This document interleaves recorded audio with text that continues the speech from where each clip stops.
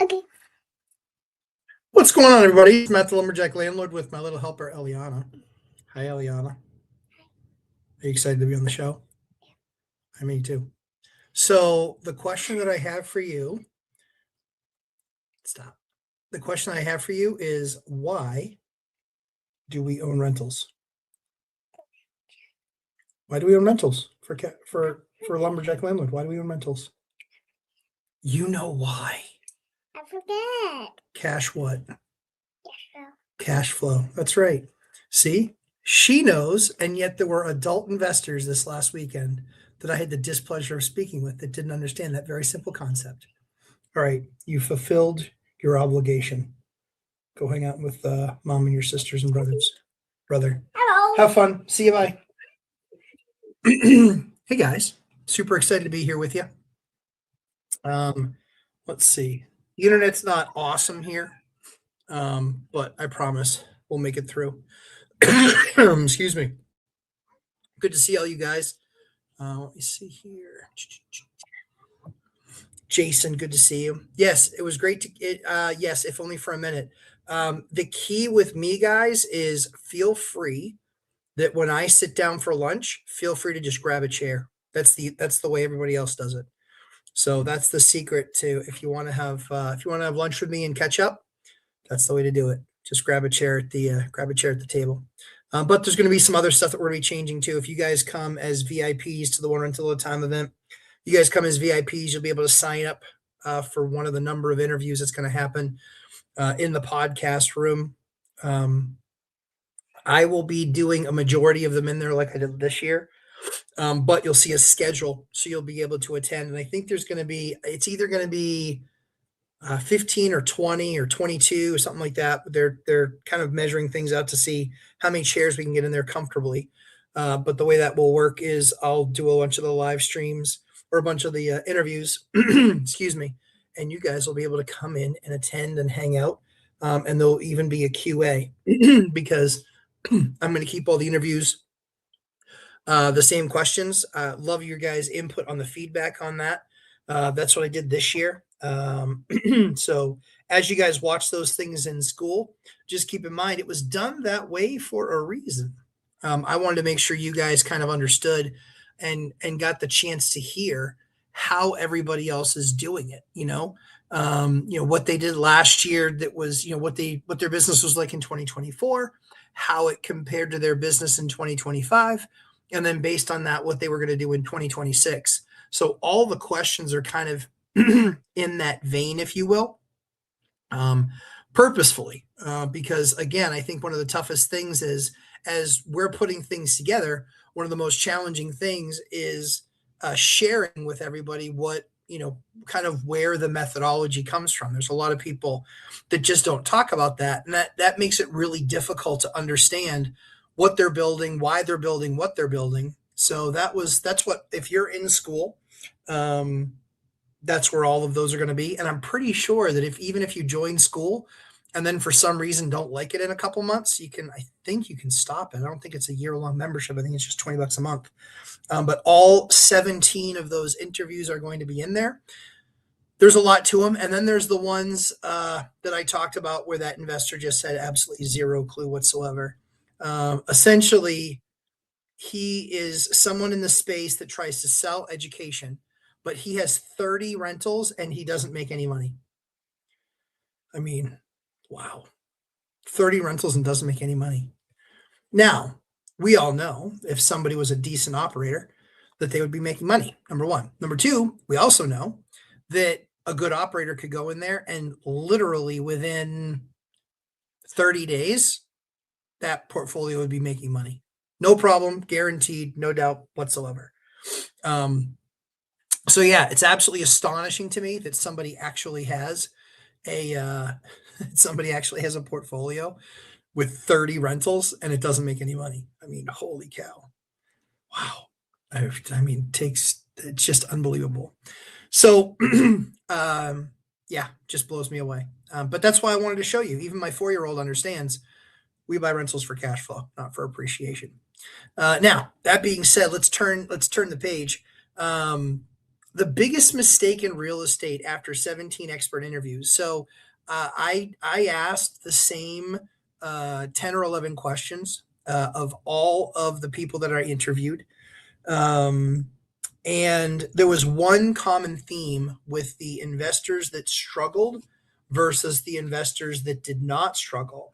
It was not a theme that honestly that I was expecting. It wasn't something.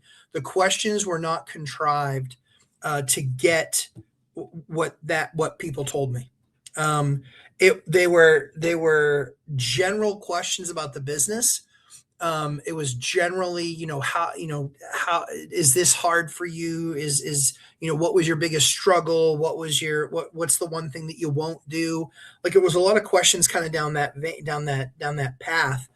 And so what was really interesting was getting to the end of those questions. Um, because it kind of blew me away more than a little bit. It really did. The one common theme, and I'll actually scroll down so you guys have the chance to guess.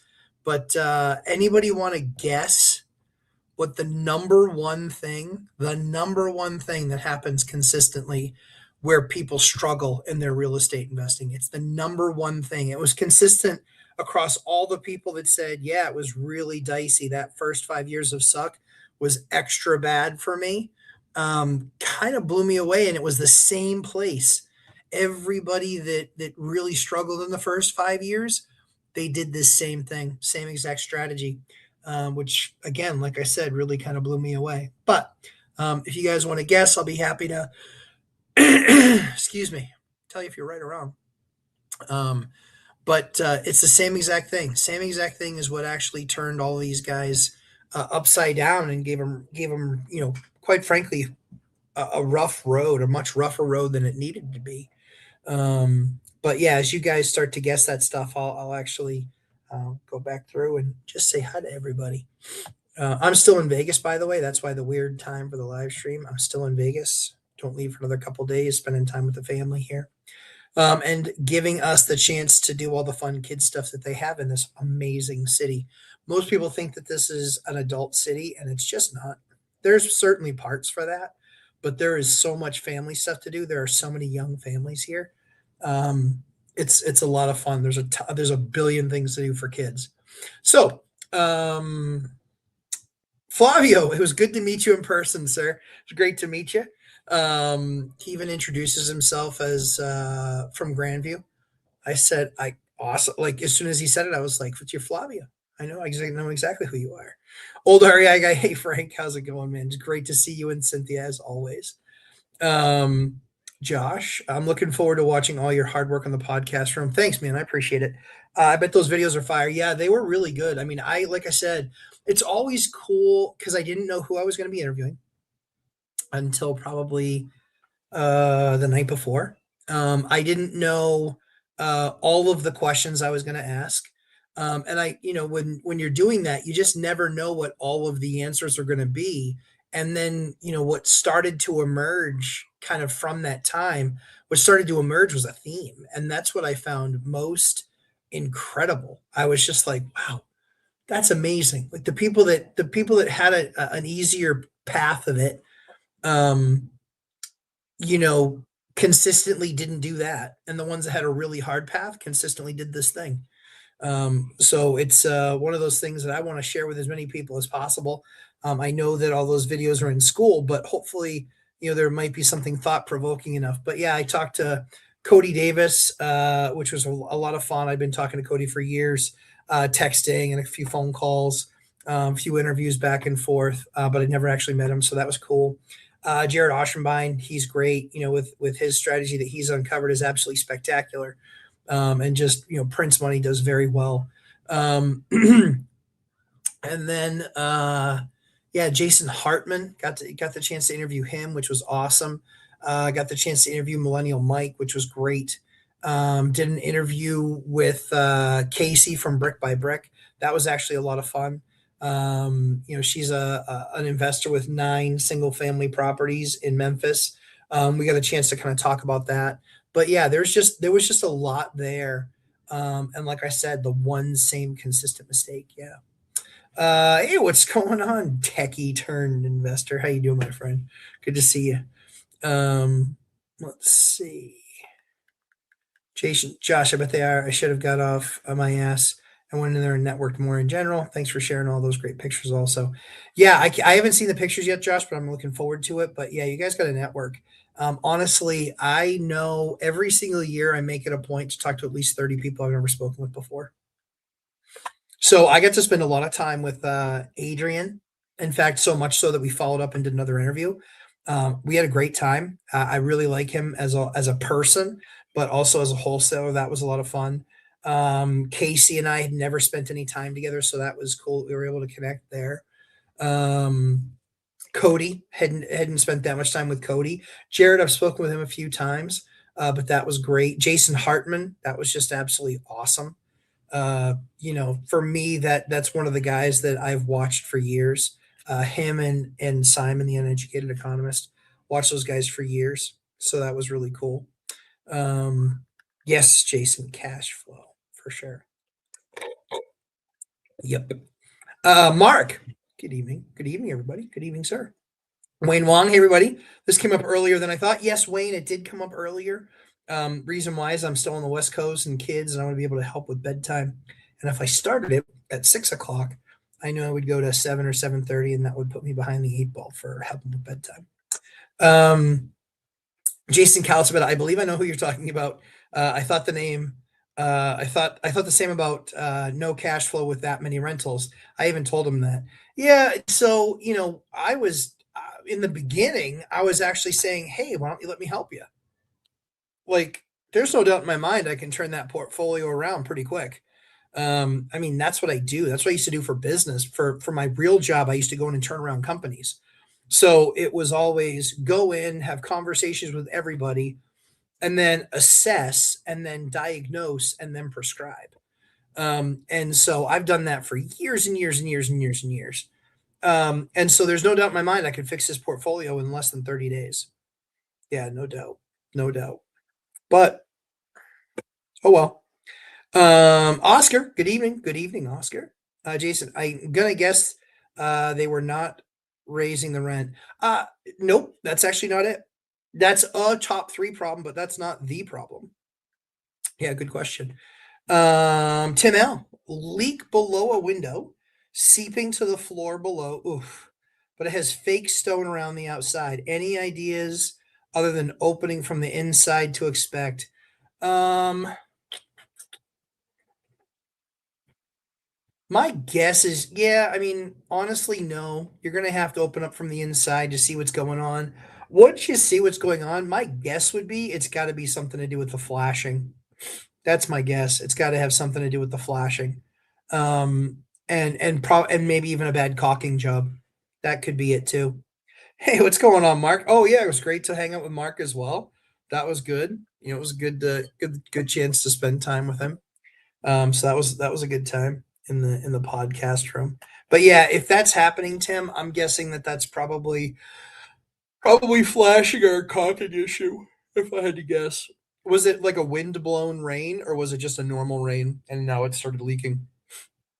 Hello, all. Hey, Cameron. Good to see you, pal. Appreciate it. I have your email. I'll connect with you and we'll be able to do something next week. So we can do that. So the number one thing that investors struggled with, and this was the theme across, and you'll pick it up now that I call it out. You probably would have picked it up anyway, but the number one thing that investors struggle with in the beginning of their investment journey is that they bought too fast. It's the same thing. It's consistent. They bought too fast. They bought too many too fast. Because I get it. Buying's awesome. Buying's the most fun. Seeing the project through and getting to the other side where now it's renting is hard. It takes time.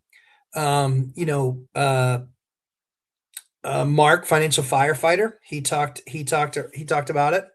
Millennial Mike, he talked about it. He bought 13 rentals in about 10 or 12 months, and that was brutal for him.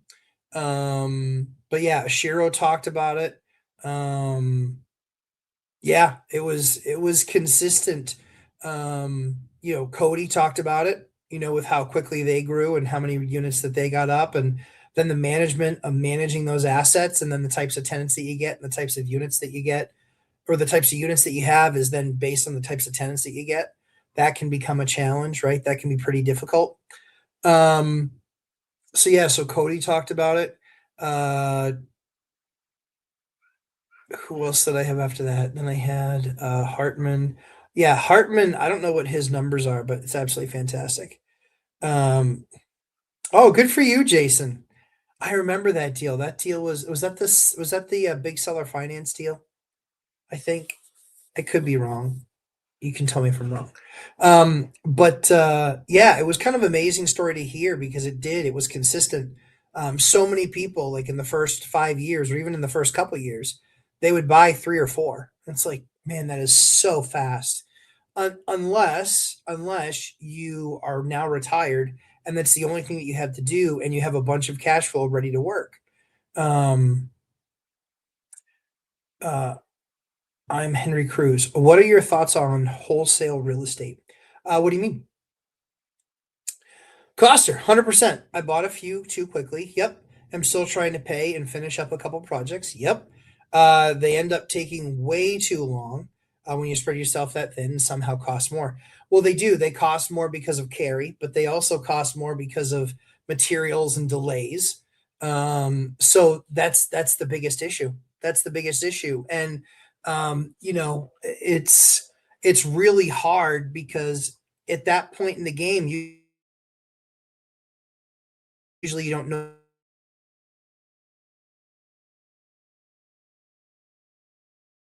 Oh, sorry about that. Yeah, like I said, the internet's not spectacular here, but we're doing our best. Um, but yeah, that's the issue is that you spread yourself too thin, and it's like even if you have $100,000, you're gonna blow through that super fast if you did 4 deals. Like, what are you only doing to places at only 25K? Not a whole lot. So I am Henry Cruz. What are your thoughts on wholesale real estate? In what regards? No, the floorplex that had an injunction on it yet from the city. It finally cleared the last one, and I tried seller finance, but few fell through. Okay, that's all right. Still a nice floorplex, and floorplexes. I know you got that for a decent price. That's great. Um, yeah, that's great. Awesome, congratulations. But yeah, we saw it too. I mean, and I didn't start off too fast in the beginning, but then the great financial crisis hit, and when the great financial crisis hit, that hurt. That hurt. That hurt a lot. Money dried up, and it was really tough to put deals together. Um, more than a little. More than a little. It was really, really challenging. I am Henry. I am waiting for your more detail to your wholesaling question because I'm happy to answer it. There's just 1,000 different ways I could take it, so I'm not sure. I want to make sure I hit specifically what you're asking. Jeremy, thanks for the live, Matt. You're welcome. My pleasure. Guys, it was so great spending time with all y'all. That was a really good time. I always have fun. I always lose my voice. and and yeah, the first day, uh 7:30 in the morning until 8:30 at night was when we left. It was a long day. That's 13 hours, and it's 13 hours of talking, which obviously it's what I'm there for. But yeah, that was a really long day. Henry, leaving me hanging, bro. I'm ready to talk all about wholesale real estate. Um, I was SGT. Oh, I wish you would have had interviews with. No, that wouldn't have been any good. That wouldn't have been any good. No, no, they got the right person to do that interview. They got the right person to do that interview. It's fine. It's fine. There were some fireworks after that interview in the interview room. I won't say, but there was some shouting. Thankfully, it was louder outside, so it wasn't a big deal. But there was some shouting. Demetrius, good to see you, buddy. Good to see you. Hope you're doing well. I think I'll be out in Gary in March or April. We're talking about dates. Talking about dates for sure. Um, jeez. Henry, I guess, doesn't care too much about what I think about wholesaling. Here's what I think about wholesaling. So I'll just cover the gambit. So I think that there's a million wholesaling courses out there. I think most of them are complete hot garbage. I think a lot of them are repeat of what you can learn pretty easily online. It's not very hard because it's a single task. It's not like managing an empire of 150 units and all the liabilities that you have there. So wholesaling is a lot easier job. Totally agree. A lot easier from the perspective of a lot less risk. I know a ton of people that have taken a ton of those wholesaling courses from a ton of different sources, and I can tell you that you're lucky if one in 100 1 in 100, maybe 2 in 100, actually wholesale enough real estate to pay off what they paid to learn how to wholesale real estate. Maybe. Because there's a lot of variables, how expensive the market is. Like I worked with a wholesaler who does volume of about 70 deals a year. The problem is he's in a market where he might make 3 to 5 thousand bucks a deal because it's a very inexpensive market. And so in expensive markets, it works too, but usually they're more, very often they're more educated. And so, yeah, the number of people that make significant money doing wholesaling, it's a pretty short list. And, heaven knows they pretty much all have YouTube channels if they do. I buy from wholesalers. I do. I've bought from wholesalers that have made as little as 3,000 bucks on a transaction and to other wholesalers that have made as much as 50 $100,000 on a transaction. So I see it both ways. Most people don't have what it takes to be a wholesaler. You can hire VAs like I did to try and find deals, and in finding those deals, I certainly found enough of those deals, but that was for consumption, not for wholesaling. I could have turned around and then tried to wholesale those deals off. That wouldn't have been too much of a problem. So I found a ton of deals, and the ones that were super awesome, I keep in contact with them, and those will start to close.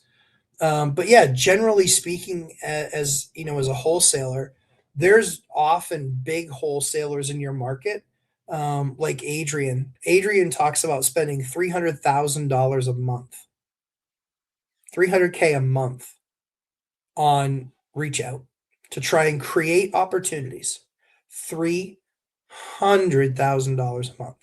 Now, so the likelihood that he's talked to people in areas that you're canvassing, almost every area has one of those or two of those types of wholesalers.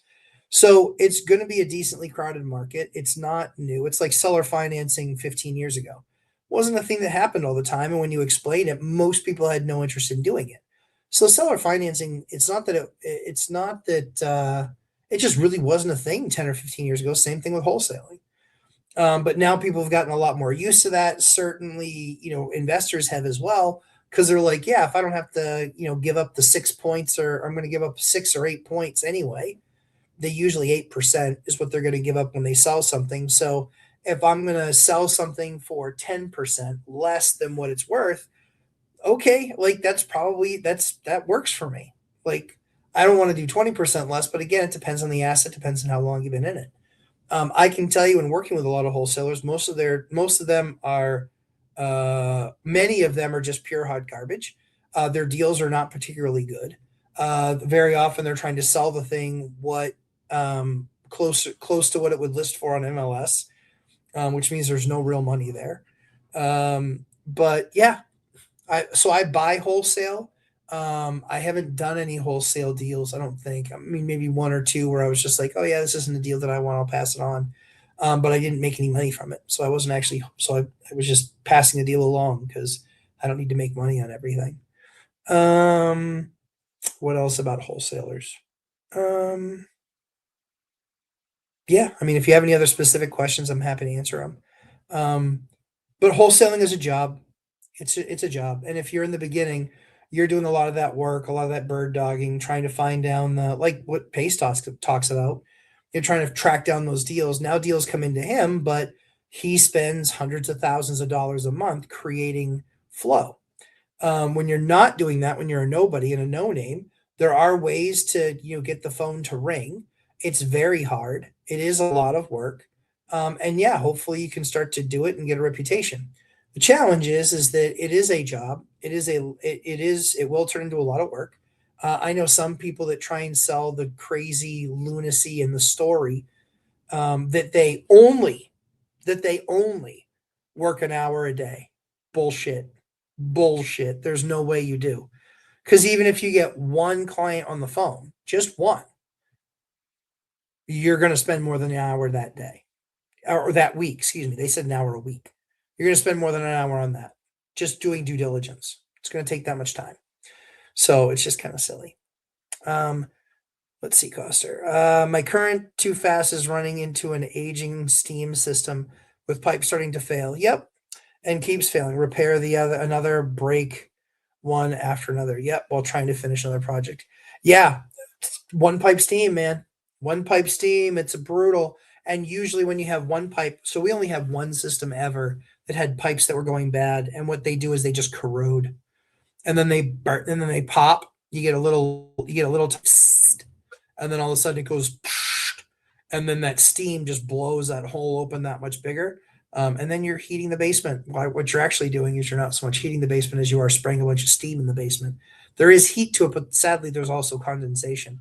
So yeah, for a lot of that stuff, honestly, the best thing that you can do is stop having it spot repaired. It's the best thing you can do. We've actually just for that particular system, we just said, listen, redo the lines over to here, and that's worked. That's worked the best for us. Tim L, how often do you reach out to your seller leads? Okay. Don't want to annoy, but seems like you want to keep them aware of you. Yeah. Exactly. And that's the happy medium. That's the happy medium. Usually what we'll do is, if I have an event, where I've sold something, where I'm going to be putting something up for sale, that certainly is the catalyst for making a phone call. Other than that, every 90 days or so, 90 to 120 days, just to remind them, hey, hope you're doing great. Hope you're doing great. I just wanted to touch base and see if, anything has changed. I have this one piece of land that I've been going after for 5 or 6 years. And, that guy twice a year, because he's one of those guys that does get annoyed. And so I just told him, I said, I just want to make sure that you and I are staying in touch. So what would be fair? And I said, could I touch base with you every 3 or 4 months? And he goes, that's probably too frequent. I said, fair enough. I said, just twice a year. Would that be fair? He's like, yeah, I can live with twice a year. I said, and it doesn't have to be a phone call. I said, just answer my text when I send it. And he's like, yeah, I can do that. And so that's what we do. And literally, it's funny. You can see it my phone. Twice a year is how often I text this guy.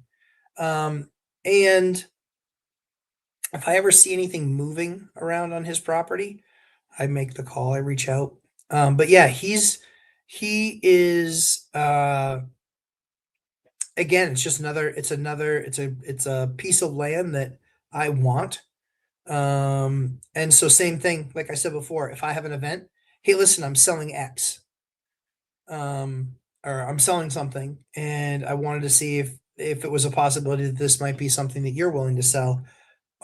Because I wanted to make sure that I understand from a 1031 what I could do there. Because I want the reason I've never had a 1031 fail is because I always start them properly. So when I know I'm going to put something on the market, I start shopping right then and there for what I want for a 1031, and that works out really, really well. So, yeah, but anything else on a wholesaler? I don't think so. I mean, some make pretty good money. Some have a company around them where all the people do is follow up on calls, and they have teams that they manage. When it was really good, like guys were making, I know some wholesalers that were doing close to $1 million a month. They were crushing it. They were absolutely crushing it. Like I said, about $1 million a month. Although that wasn't a ton of transactions.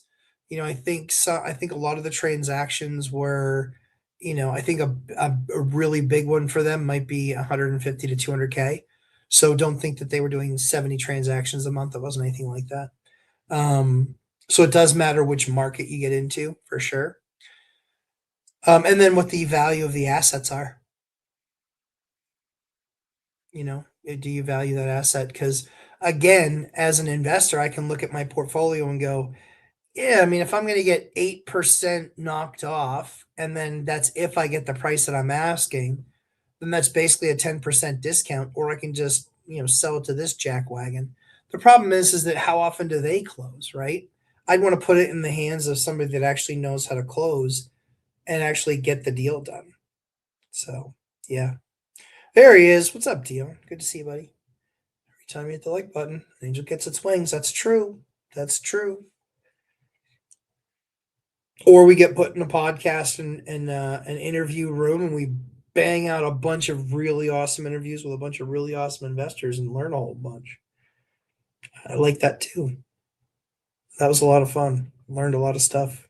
Learned a lot of stuff about a lot of people. Chris Culp, you have an awesome daughter. I agree.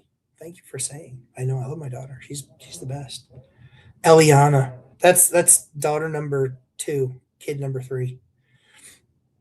Demetrius, hopefully we run into each other when you come down in March or April. Your live came just in time because I'm swapping all the switches and outlets in my triplex and have something to listen to now. See, this is a great use of a lumberjack landlord live. But yeah, Demetrius, good job, buddy. Like that's what you do. Like you get in there, you do the work because it's expensive to farm it out. You do it. I love that. Well, we will be starting. I think there's a couple spots left. I know I'm like 90% sure there's 2 spots left. It might be 3, but I think there's. Like I said, I'm almost positive it's 2. In the boot camp, that boot camp is. I've been telling everybody there's like a 90% chance I won't do a boot camp the rest of this year. I just have some stuff I want to wrap up. Some course stuff that I want to wrap up. There's one on lead. There's a bunch of them. Hello, Matt. What happened? You were early. Yes, I was a half hour early. Kids, so West Coast still, and kids' bedtime. Wanted to make sure I got to spend some time with my kids before they went to sleep. We had a kid get a stomach bug here. That's been unpleasant for a couple of days. So we're all a little bit tired. But thankfully that stopped today. Glad the Avengers got the final say at the event. Wish it was longer. Thanks, BuzzTude. I appreciate that, Mikey. Yeah, I think. Yeah, I'm always happy to close. Always happy to close. That's what I do. But yeah, it was always great. Always good to get time to answer your guys' questions. Jason, sign up today. Oh, cool. Yeah. Yeah, I know. And just so you guys know, a ton of people asked me at the event. So I don't expect those last few spots to last very long. So if it's something that you want to do, if you haven't taken the course already, you got to take the course. Now you don't have to take the entire course before the boot camp starts. You can literally take that week's course before the boot camp starts, which means you're going to do about 45 minutes. That's it. So a lot of people have been really successful with that, where they watch the 45 minutes of videos before the boot camp that week, and then they show up for the boot camp and they know exactly what we're talking about. Aces. That's the right way to do it. I love that. So yeah, that's really cool. Hey, good to meet you, my man. Yeah, it was a pleasure meeting you too. Liberty's starting to turn a little. I mean, I would hope she'd moon the socialist a-hole in New York. How's that going, everybody? Oh, that is not going well. That is not going well. Um, Josh Burdick. I liked your idea, Ben Mala's son as a speaker. Yeah, and Danil. Yeah.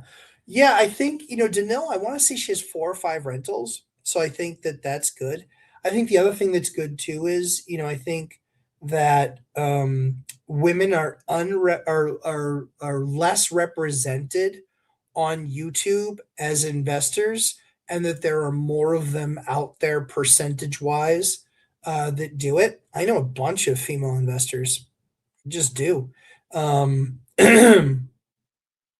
My top 2 bankers, they're both investors, both women. Yeah, honestly, it's kind of It shocks me. Shocks me more than a little bit. I'm just like, I mean, they're more than, I don't know, what are they?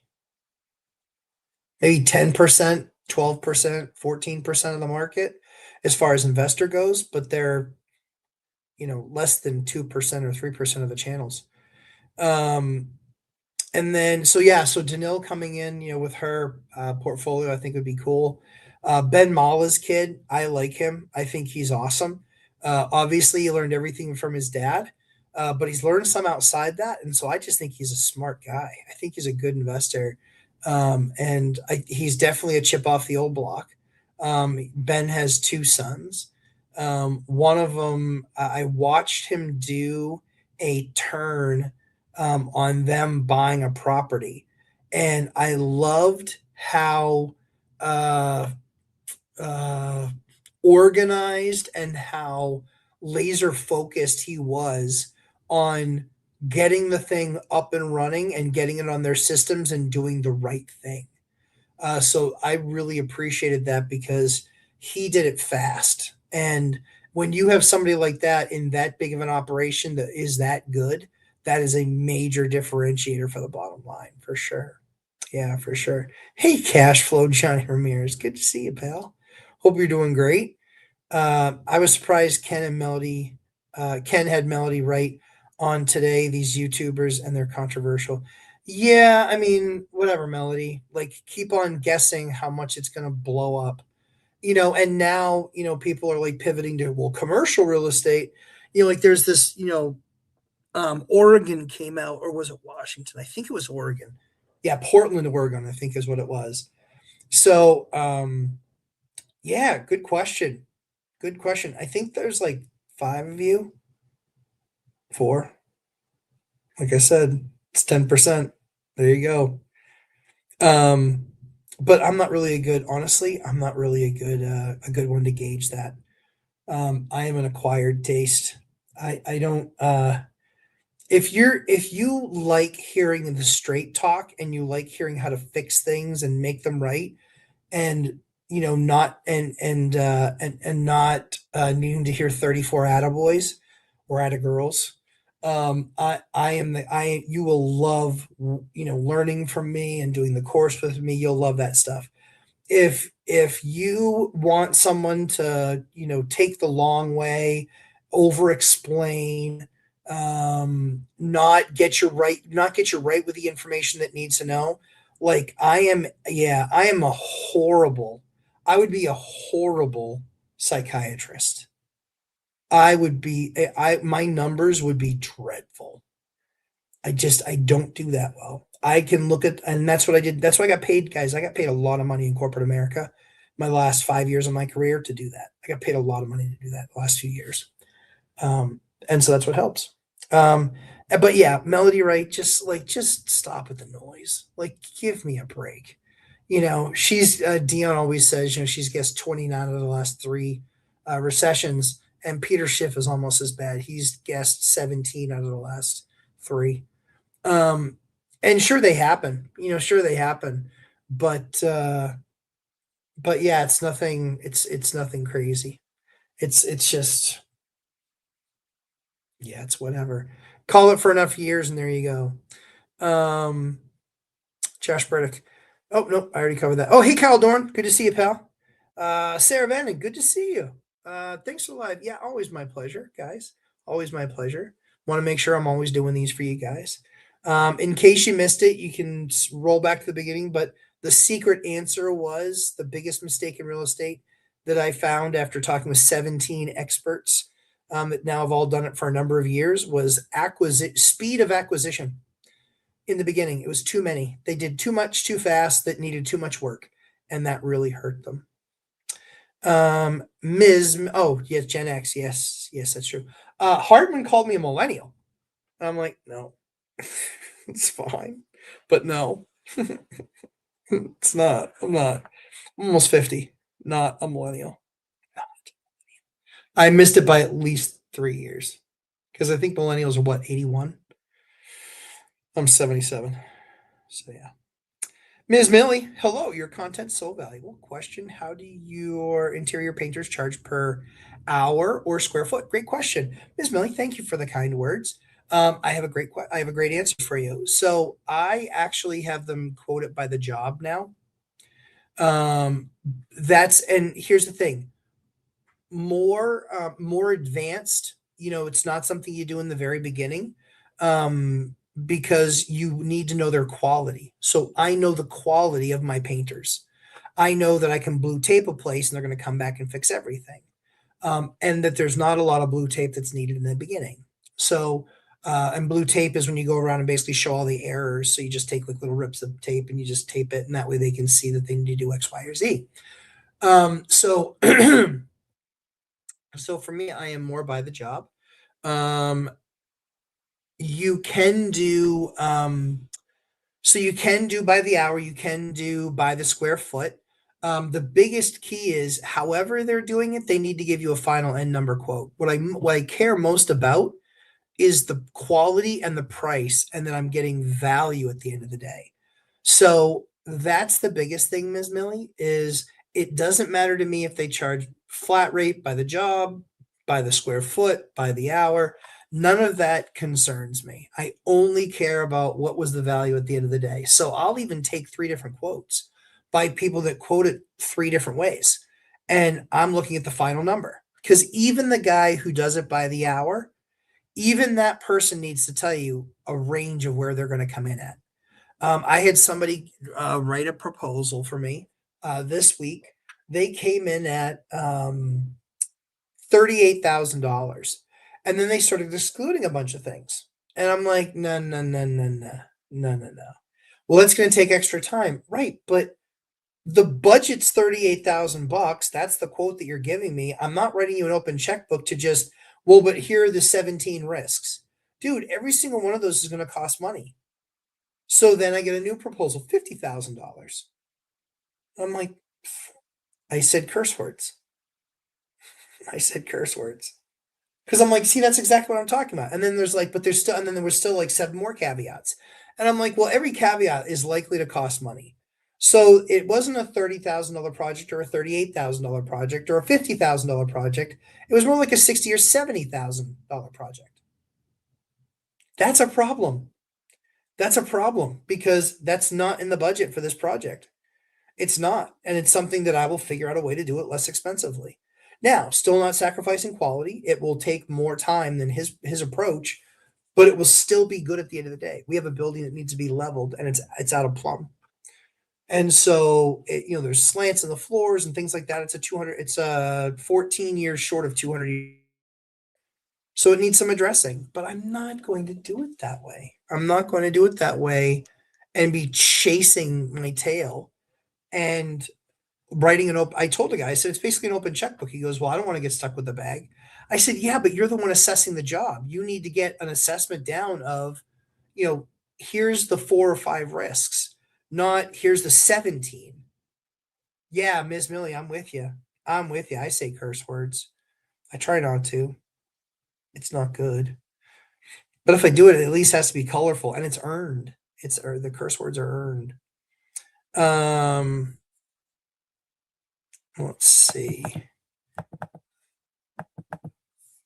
What do I gotta move this up like this manually? There we go. Okay. Mr. Nice Guy 423. Have you dealt with cat pee smell before? Yes, sir. I'm hoping it's either a hockey bag or a litter box. Just needs to get changed. It could be either. Cat pee smells slightly worse depending on how smelly the hockey player was. I just did my quarterly checks on a duplex and smelled like cat pee. Oh yeah, that's brutal. So that problem will get worse, but you can alleviate it. Just recognize it's going to be expensive. If the place is carpeted, the carpets are toast. If the place is wood floors, they likely won't be toast in many cases. Sometimes you might need to section out a piece because they go back to the same place and they pee and they pee and they pee and they pee and they pee. And then even when you look at the wood, it's still wet, right? Because now it's soaked into the wood and it's penetrated in, 3/4 of an inch of wood. And also depends on, a lot of other things. But the way to look at it, so the best thing to do, so my record is 20, it was either 23 or 27 treatments of what do we use? What do we use? It was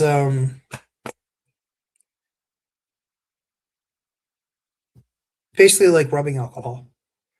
It actually, what it does is it reacts to the ammonia in the cat pee, and it actually pulls it up through the surface. Then it creates crystallization on the top, and you scrape it off.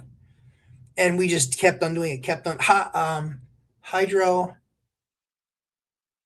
Guys, help me out. Hydro what? Larry Bird. Yes, LGL in the house. Yes, sir. Hydrogen peroxide. Thank you, Tim L. Whew. It's been a week. Yes, hydrogen peroxide. Yep, your class says peroxide. That's exactly what it is. Yep, hydrogen peroxide. So we apply liberally, right? The only time that I'll use that word. And so we'll actually literally pour it on there. In some cases in the very beginning, not pour, but pour. And really you got to get it soaked, and then you let it dry. Then it pulls up through, crystallize, and scrape, and rinse and repeat, rinse and repeat, rinse and repeat over and over and over and over. Like I said, we did that treatment 20, 23 or 27 times. It took us a month to get that apartment right. Now we took the opportunity to do everything else, but we found that they were also the other thing that you can do too is, which is also really helpful, is you get a black light. That way you can actually see everywhere they peed and sprayed. And the darker the green, or the lighter the green, you'll see a difference. One of them means that they use that space a lot. A lot. So that's what you really want to keep an eye on. But yeah, you could treat that thing 23 to 27 times. And then after that, after you use all the hydrogen peroxide to then kind of pull that stuff up through, the other thing that you can do too is you can do coffee beans on top of it afterwards. We've used a lot of coffee beans, because they'll absorb it. So coffee beans and baking soda, that will actually absorb some of that stuff. But the crystallization is what you're looking for, because you're looking for that hydrogen peroxide to pull that urine up through the ammonia. Is what it's actually going to pull up through, crystallize, scrape, and then use a combination of coffee beans and baking soda, and you'll see exactly how good that will get for you. It's really good, actually. But yeah, that's the way to do it. And well done, flipping nurse. Good job. And Tim L as well. Let's see. Robert, how are you, pal? That is why Matt is great. Shoot it great. Let's see. Matt is great. Shoots it great and is not here to send positive vibes. That's right. I wish he was more like my personal trainer who says things to clients that I can't say here. Yeah, I mean, I don't need to curse in your face unless you're not listening. But I just don't want to waste your time. I want to tell you exactly the way it is and how it worked. And if I've not done something before, I'll tell you. There's just not much I haven't done before. This house leveling, we've done plenty of house leveling in the past. We haven't gone to this degree where it's basically like we've lifted an entire building, but we haven't rejigged an entire building before. So it'll be interesting. I got to see if I'm going to move forward with it, because it just keeps on getting more expensive every time I talk to the guy. And that just makes me hugely uncomfortable. At a certain point, like, he's the expert. He's got to take the burden, he's got to take the burden of, something he does going wrong, and it not costing me a bunch of money. Cause again, believe it or not, the initial quote was 10,000. And then I was like, oh, okay. And then it was 38 or 30. Then it was 38. Then it was 50. And now it's 50 with caveats, but I think the other contractors are going to have to come back and do 25 to 30,000 bucks worth of work, which is going to be a huge problem, right? Just at that point, I don't want to say you knock it down at that point, because obviously you don't do that, but you come up with a better solution, one that might not be perfect, but that gets you 90% there for 40 or 50% the cost. That's where I think the right move might be. Olenka, Howdy, good to see you. Good to see you. Mr. Nice Guy. Otherwise, tenants have been clean. I just was blown away by the smell. Yeah, when I walked into the entryway, really hoping it was the guy's hockey bag. I don't think it is, dude. Hockey bags don't smell like ammonia. They just don't. They don't. Moses Cortez, 9193. are those risks taken into account in your budget? So the original budget when he quoted it was $10,000. Then he came back and said, there's some major stuff I have to do. It's probably going to be closer to 30. I'm like, well, that's triple the number. But that kind of got into the ballpark of what I expected. When he said 10, I thought, geez, that's kind of light. But he'll find more. And so then it was 30, and then it was 38, and then it was 50. But he kept on leaving a list of contingencies. And that just, you can't, it can't be, heads he wins, tails I lose. And it can't be I'm sharing all the burden. Like, he had the chance to go through. I paid him. He's like, well, I worked up the quote for you for free. I said, yeah, but you didn't. I paid you $800 for a day to go out there and measure everything out and then create for me the plan. So, you know what? Maybe I just need to lose the. He's like, yeah, but you got the plan. And I go, yeah, but everybody else isn't going to do it the same way, and they're still going to want to do it their way. That plan doesn't do anything. It's not like a kitchen plan where I can hand a kitchen plan to another kitchen company and go, here, this. It's a lifting building plan, and everybody does them differently. So, yeah, just don't feel comfortable with the number at this point. I do have another project I'm going to have him do, but it's much less. It was like 35,000, and there wasn't nearly as much. Let's see. So, Moses, do you consider that in your budget? Do you double your budget? Yeah. See, I mean, at this point, we are 6x what he said it was going to be originally. So that's crazy. Even at the 30, now we're at least 50, but then with a bunch of caveats, but then with another 20 or 30,000 bucks that other contractors are going to have to do, we're at 80. So, it's just like, and so now at 50, like, what if that doubles? Like, now it's 100.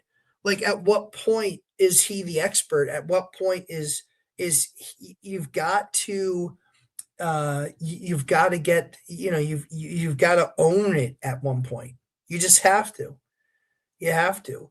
Like when we would price stuff out for customers, I ran a services division for one of the software companies I worked for. It was one of my, I was in charge of sales, service, and marketing. I was the EVP over all of that. And when I would look at it and, for bigger contracts, I'd have that conversation with the customer and they would just say, so is this, $150,000 not to exceed? And I said, no, it is to basically build out what we've scoped. And so if on your side something changes with the system, then yes, that would be a change. But if that change takes the same amount of time as the work that we've already done, we're not going to double dip. We're going to do that work for you. And so they would understand that. But every single step would be scoped. And there would be almost no variability. It's like if you just keep the environment exactly the same, yes, that price, we're not going to exceed that price. That's the issue. It just was moving target. So I got to figure out what I'm going to do there. Bo Rivers, 7191. Sorry I'm late. All good. Happy to have you. But it sounds like a kind of job a contractor is trying to get out of a job. Yeah, I mean, I think so. I agree with you. I feel that way about it too. Just keeps on moving. It's definitely not professional. Yeah, it's definitely not professional. And I agree with you 100% there, Moses. The thing is like the guy is so meticulous. I really do believe that he'll do it right. I just don't know if I can afford the perfect job because it doesn't need to be perfect. It just doesn't. And some of the things he was talking about doing, I was like, well, yeah, but you could do it this way. He's like, you could, and I was like, but what? But what? You're going to spend 4 days doing it your way. I'm going to spend 2 doing it my way. And what's the difference? He's like, well, you've cut the span in half and I was like, so what? Who cares? I was like, you're better off doing every other joist and putting an LVL on there. He goes, well, that's going to be more expensive. I said, no, it's not. He goes, how do you figure? He goes, my way uses 2 LVLs. Yours uses 10. I said, yours takes 4 days and 150 an hour. Mine takes 2. I win. You're going to spend 16 hours times $150 an hour for your crew. I said, that's a lot of money. That's a lot of money. It's $2,400. I said, the extra 8 LVLs are going to cost me an extra $500. and it shortens the project, and I still lose all deflection in the floor. Mission accomplished. I won't have deflection in the floor anymore. For those of you who don't know what deflection in the floor is, in these older homes, the way that they would do the joists across is it was much tighter wound or uh, tighter grain lumber. And so a new 2x4 versus an old 2x4, the old is what's called dimensional lumber because it's actually 2 inches by 4 inches. The new, because they like to screw us and rip us off, is 1.75 inches by 3.5 inches. That's the new width of a 2x4. Interesting, isn't it? It's kind of like cereal boxes. You used to get the big, huge family size box, and it was, that was awesome. And then they kept on shrinking that family size box to where now it was the size of an old regular box. And you're like, but now I'm paying 30% more too. Geez, what a bargain. So the thing that was so the old dimensional lumber versus the new lumber, the old dimensional is much more tightly grained. So you can do what's called longer spans. A span is just how long a board is. So in a lot of these old 1800s houses, they'll have spans of 16 feet with one board. And that might be a 2x4 and it might be a 2x6, but it's usually a 2x4.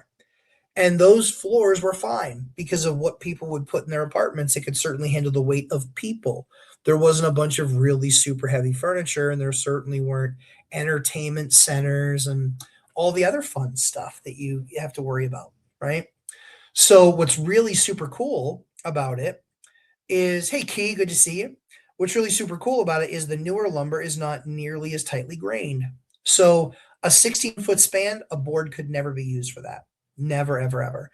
They have these things called LVLs, and basically what it is, perfect. I have the perfect cue.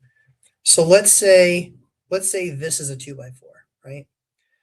Except it's just a solid piece of wood. LVLs, what's really cool is it is a layer, add on another layer, and then add on another layer. And all of these are layers. They're about 1/8 of an inch thick. Actually, they're more like 1/4 of an inch thick. And then all you do is you keep on adding layers. Now, the cool thing is that then there's a bunch of glue in between the layers, but then they heat press it. Well, now this board is very thick and very strong because it's a bunch of cross-grained pieces that make it that much stronger. If you took, 10 of anything and glued it together, it's much stronger than one solid piece they would normally get. So very cool LVLs, but they're much more expensive, but you can do a 16-foot span. Here's what's really cool. I can tell people love LVLs. They're like running out of the room. LVLs, what's really cool about them is that you can buy them in any length up to 24 feet. And so they are so strong, you can literally give the lumberyard the measurements and say, it's a 12 by 12 room or a 14 by 14 room. And even though it's a 14 by 14 room, this is, I can't come too far down to the room. So I can't have like a 12-inch LVL like this coming down to the room. So I'll use two sevens and it's called sister them, which is screw them together. And so then you have something that might literally be this thick. I'll show you guys what an LVL looks like soon. But that's the kind of power that you can get in doing this stuff. So we just had different approaches of how we wanted to do that. But yeah, now I got to get to the guy and just be like, dude, it's just the price keeps on going up every single time. It's just making me super uncomfortable. Thank you very much. I appreciate that. Yeah, any hearts are appreciated. It helps drive the algorithm, don't you know? But that's the powerful thing about LVLs. And so you have what's called deflection because those rooms get heavier and heavier with all the stuff that people put in them now. So you can have deflection where the floor is actually bowed, and then people will bounce on it, and you can get an inch and a half of deflection. So what we like to do is we like to prop those up, feed in an LVL, and then sister it, and then joist hanger it on the end, and we can eliminate all of your deflection in the floor. And what that means is that feels a whole lot more comfortable walking on that and putting, couches and new kitchens and all the other stuff and not worrying about any of the other stuff. So yeah, hopefully that helps. Key, good to see you, my friend. Larry Bird, LJ. Would you consider doing a call service where people pay to give you a call for some personalized tips? Yeah, we have one-on-one available on the website.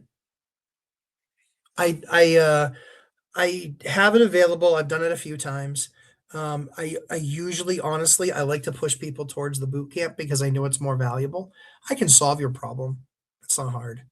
And give you ideas of how I've solved it in the past. So that's not difficult.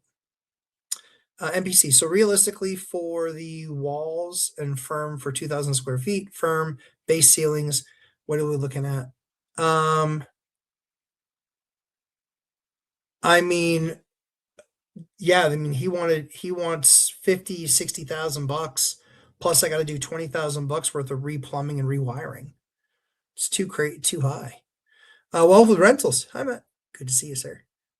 LVLs keep the two-footed elephants from shaking the China. Exactly. True story.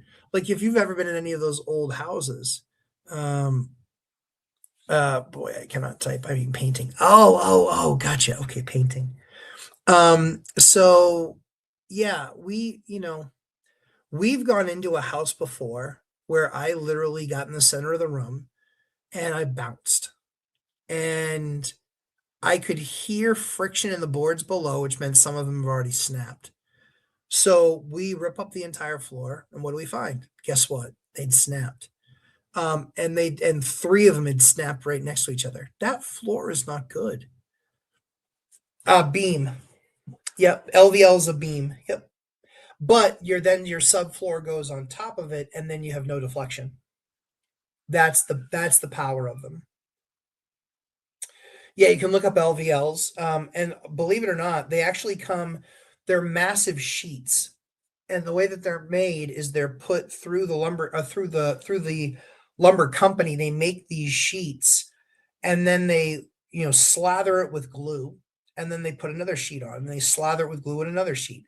So very often, what they're shipping to these companies is something that's an inch and a half to 2 inches thick in this massive sheet, and it's 20 or 24 feet long. And then the lumber yard is the one that uses a saw to actually cut it down to the size. For me, a lot of floor joists are 2x6 or 2x8. And so I like going with the smallest LVL height wise is 7 1/4. I like going with a 7 1/4 and then just sistering it together. And so I can take the existing board that's there. I can build a wall underneath each side.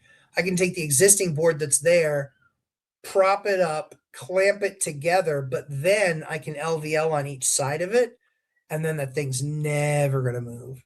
Yeah, LVLs are awesome. LVLs are awesome. If you're trying to get a floor not to bounce, they are spectacular. If you're trying to get a bow out of a floor, a ceiling underneath, LVL, right? And then we sister multiple beams. We had this one house where the appraiser walks through it and he goes, I walked through this house 5 years ago. And I was like, "Oh, really?" He said, "Yep." He's like, "I was the guy." He's like, "I was the appraiser on this thing 5 years ago." I said, "So how'd we do?" He goes, "Man, this is unreal." And he goes, "I have to know, what'd you do to get the bounce out of the floors?" I said, "We LVL'd, we alternated LVLing floor joists." He goes, "What'd that cost?" And I said, "Boy, I gotta be honest." I said, "I want to say it cost like 10,000 bucks." And he goes, "Wow." And I said, "But you just saw. There's no movement in that floor. I'm not going to lose a sale because somebody's like, did you feel how that floor bounced?" That's what happens. And think about it. Put yourself in the same position. I'm the same way. If I walk through a house and I bounce, that makes me nervous. I better be getting a really good deal. Nope. You can use them as,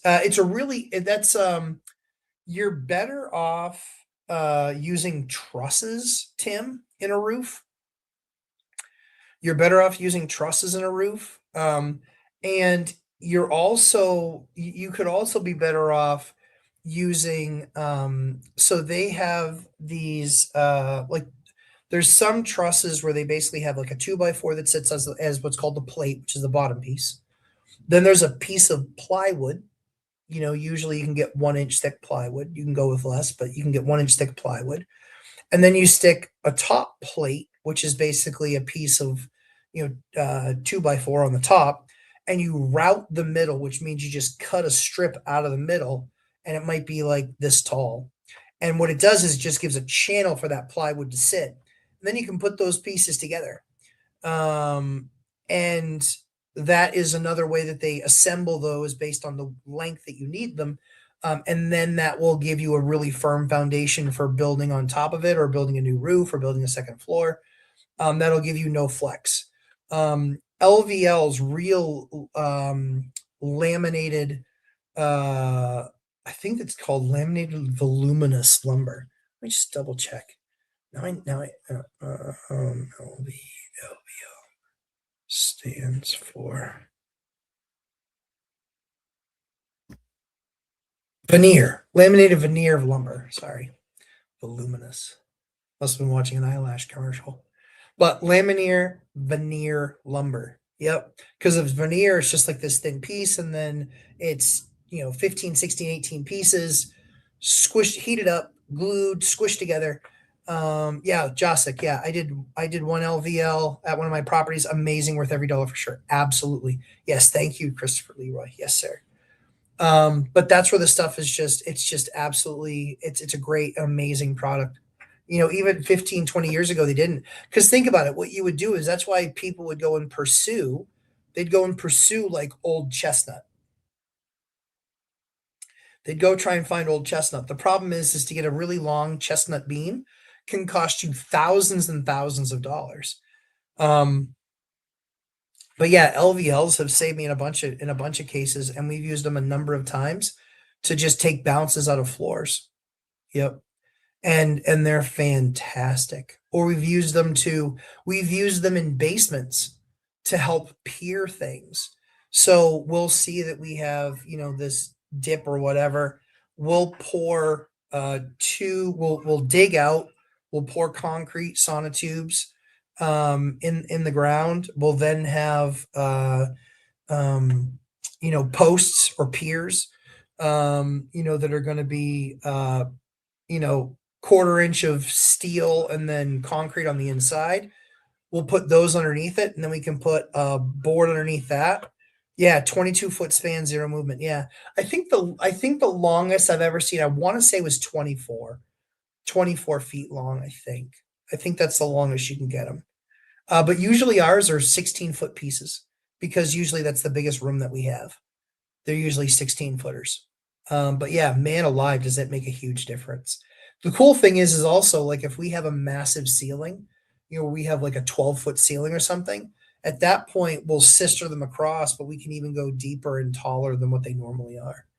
So it's a phenomenal product, highly recommended. Just, we've never had any issue when we use them, and they truly change the game. They really do. So if you ever bump into anything where you're like, man, that just irks me, the fact that floor, dips down an inch and a half or 2 inches in the middle. It, just like I said, it just gets crazy. It just gets crazy with what you can do in raising that and getting that back, essentially getting that back out of it. Like I said, what we typically will do is, if you have a 16-foot span, we'll typically do something at, 5 feet in and 5 feet in.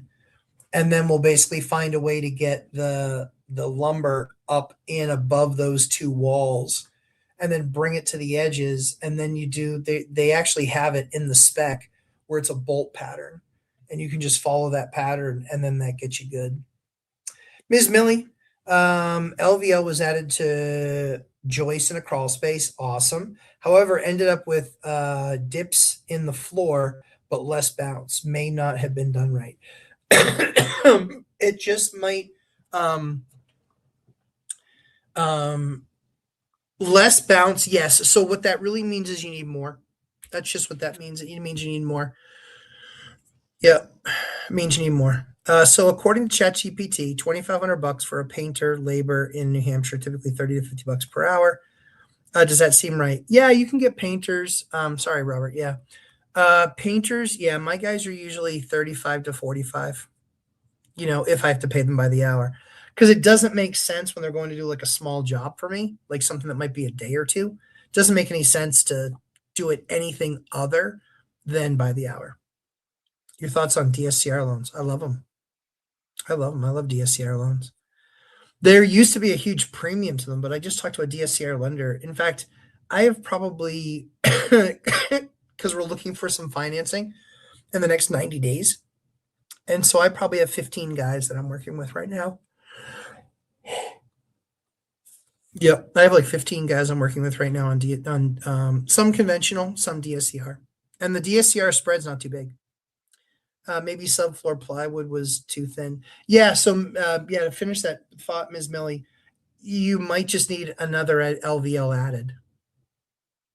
You might just need another LVL added. That's quite possible. We've done that. We added 3 to a floor, and it was less bounce, not no bounce. And the guy goes, I mean, this is good enough. I go, span. I said it hits the rules, but it doesn't hit my comfort level. Like, what's it cost? We're talking about a day's worth of work and 2 more beams, and we're not going to move at all.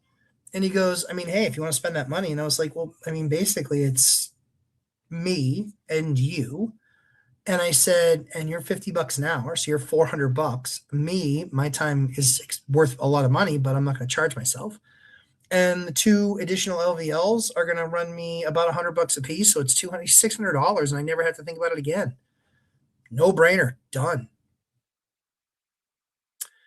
Key Convoy said last Sunday, DSCR 5.8, no points, 50% LTV possible. Yeah, yep, yeah. If you want to do 50 LTV, for me, I just don't want to leave that much equity when I'm pulling money out. I want more. Like I said, my rule is for me, it's 70% loan to value. It is, but still making 20% on the deal. SK, do you typically do a DSCR with 5-year prepay or less prepay? Usually you can't get them with much less of a prepay unless you're paying for a lot more, unless you're paying for more. Can I share knowledge? Yeah, sure, Christopher. Yeah, no problem. All right. So yeah, let's talk a little bit. Let me make sure I got the first couple questions answered because that will help you understand too. Please advise how you are able to keep getting loans beyond 10. I wrote a product for a bank because I create relationships. So one of the ways is I wrote a product. That's one of them. It's getting difficult. It is because you are cash flow positive from day one, allows you to buy a lot of things, SK, a lot of things. Yeah, I've got a stable of 53 properties, 50 of which are seasoned, meaning that I've owned them for more than a year. So 50 properties seasoned means that the cash flow becomes predictable. The cash flow, because I've been doing it for the number of years I've been doing it, is pretty big.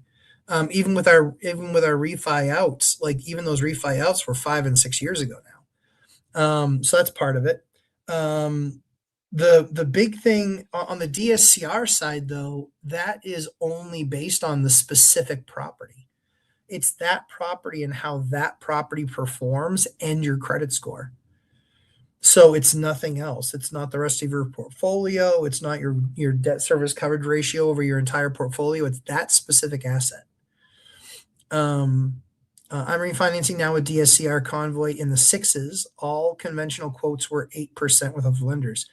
Guys, I scream their stuff from the mountaintops. I'm a big Convoy fan. John and his team, John and Justin. Is it Justin or Dustin? Sorry if it's Dustin. But they're fantastic. They're fantastic. They're really good. They're really good at what they do. They have the right buyers, and what that means is that a lot of DSCR lenders sell their debt to. Hey Charles, good to see you, buddy. A lot of DSCR lenders sell their debt to insurance companies. Insurance companies want to make a lot of money. So what that does is it narrows the spread for their DCR lenders, but the DCR lender still needs to make money, so their rates are going to be higher. When you've got a guy like Convoy or a company like Convoy, they sell a lot of their debt to Wall Street.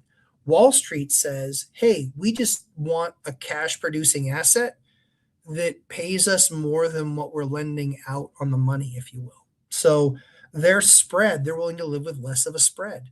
An insurance company a lot of times wants a 4 or 5% spread, and a Wall Street firm will take 2% spread.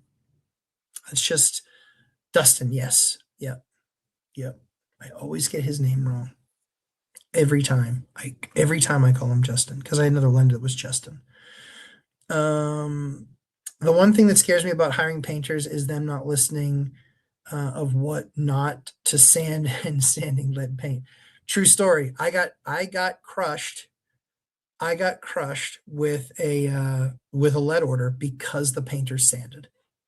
I later found out, and I was just like, son of a bitch. Yeah, but not like they had 80 grand. Like, what was I going to do? Sue him? I mean, he's never going to pay it. SK, how much points and closing costs do you pay for DSCR loans? You can get 0 points. Can be 0, can be 1, can be 2, depends on how low you want the rate because you're basically buying the rate down. Closing cost varies. It's usually a couple thousand bucks. What's the good rule of thumb to use? Good rule of thumb to use is, you buy. For me, I want the lowest rate because I don't want to have to refi. So I don't mind paying the loan down a little bit. I don't mind paying a point or two to get the loan down a little bit, or a lot of bit, because the idea is that I don't want to have to refi. So if I go from 6 to a 5, 6, 8, 7, 5, and I'm picking up that many points, well, before I would refinance, I would need to see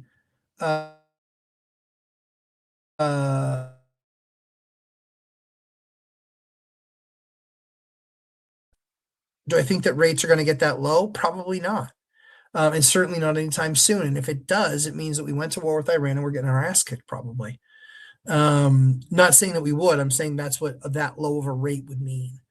So from my perspective, it's really, truly, it's not, it has to be this. It has to be, what's my best value available?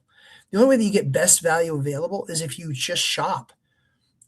Convoy gets shopped, but I bring loan packages to my lenders.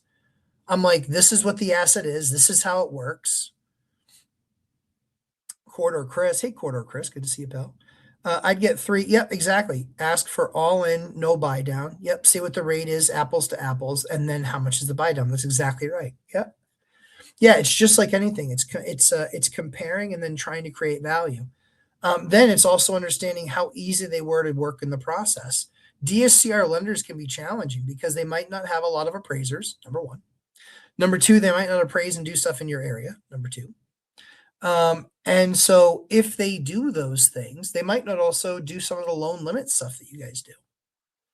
But you can always get loans after 10. You just have to then start getting commercial debt. And commercial debt is 3, 5, 7, or 10. Amortized, depending on the bank, amortized over 20 or 25 years. And that's what then affects the payment. For me, I was really really smart. And I took out when I could, and the numbers made sense. They're like, why don't you go for a 30-year fixed rate debt? And I was like, because I can get 15 fixed rate debt. And I put myself in a really awesome position.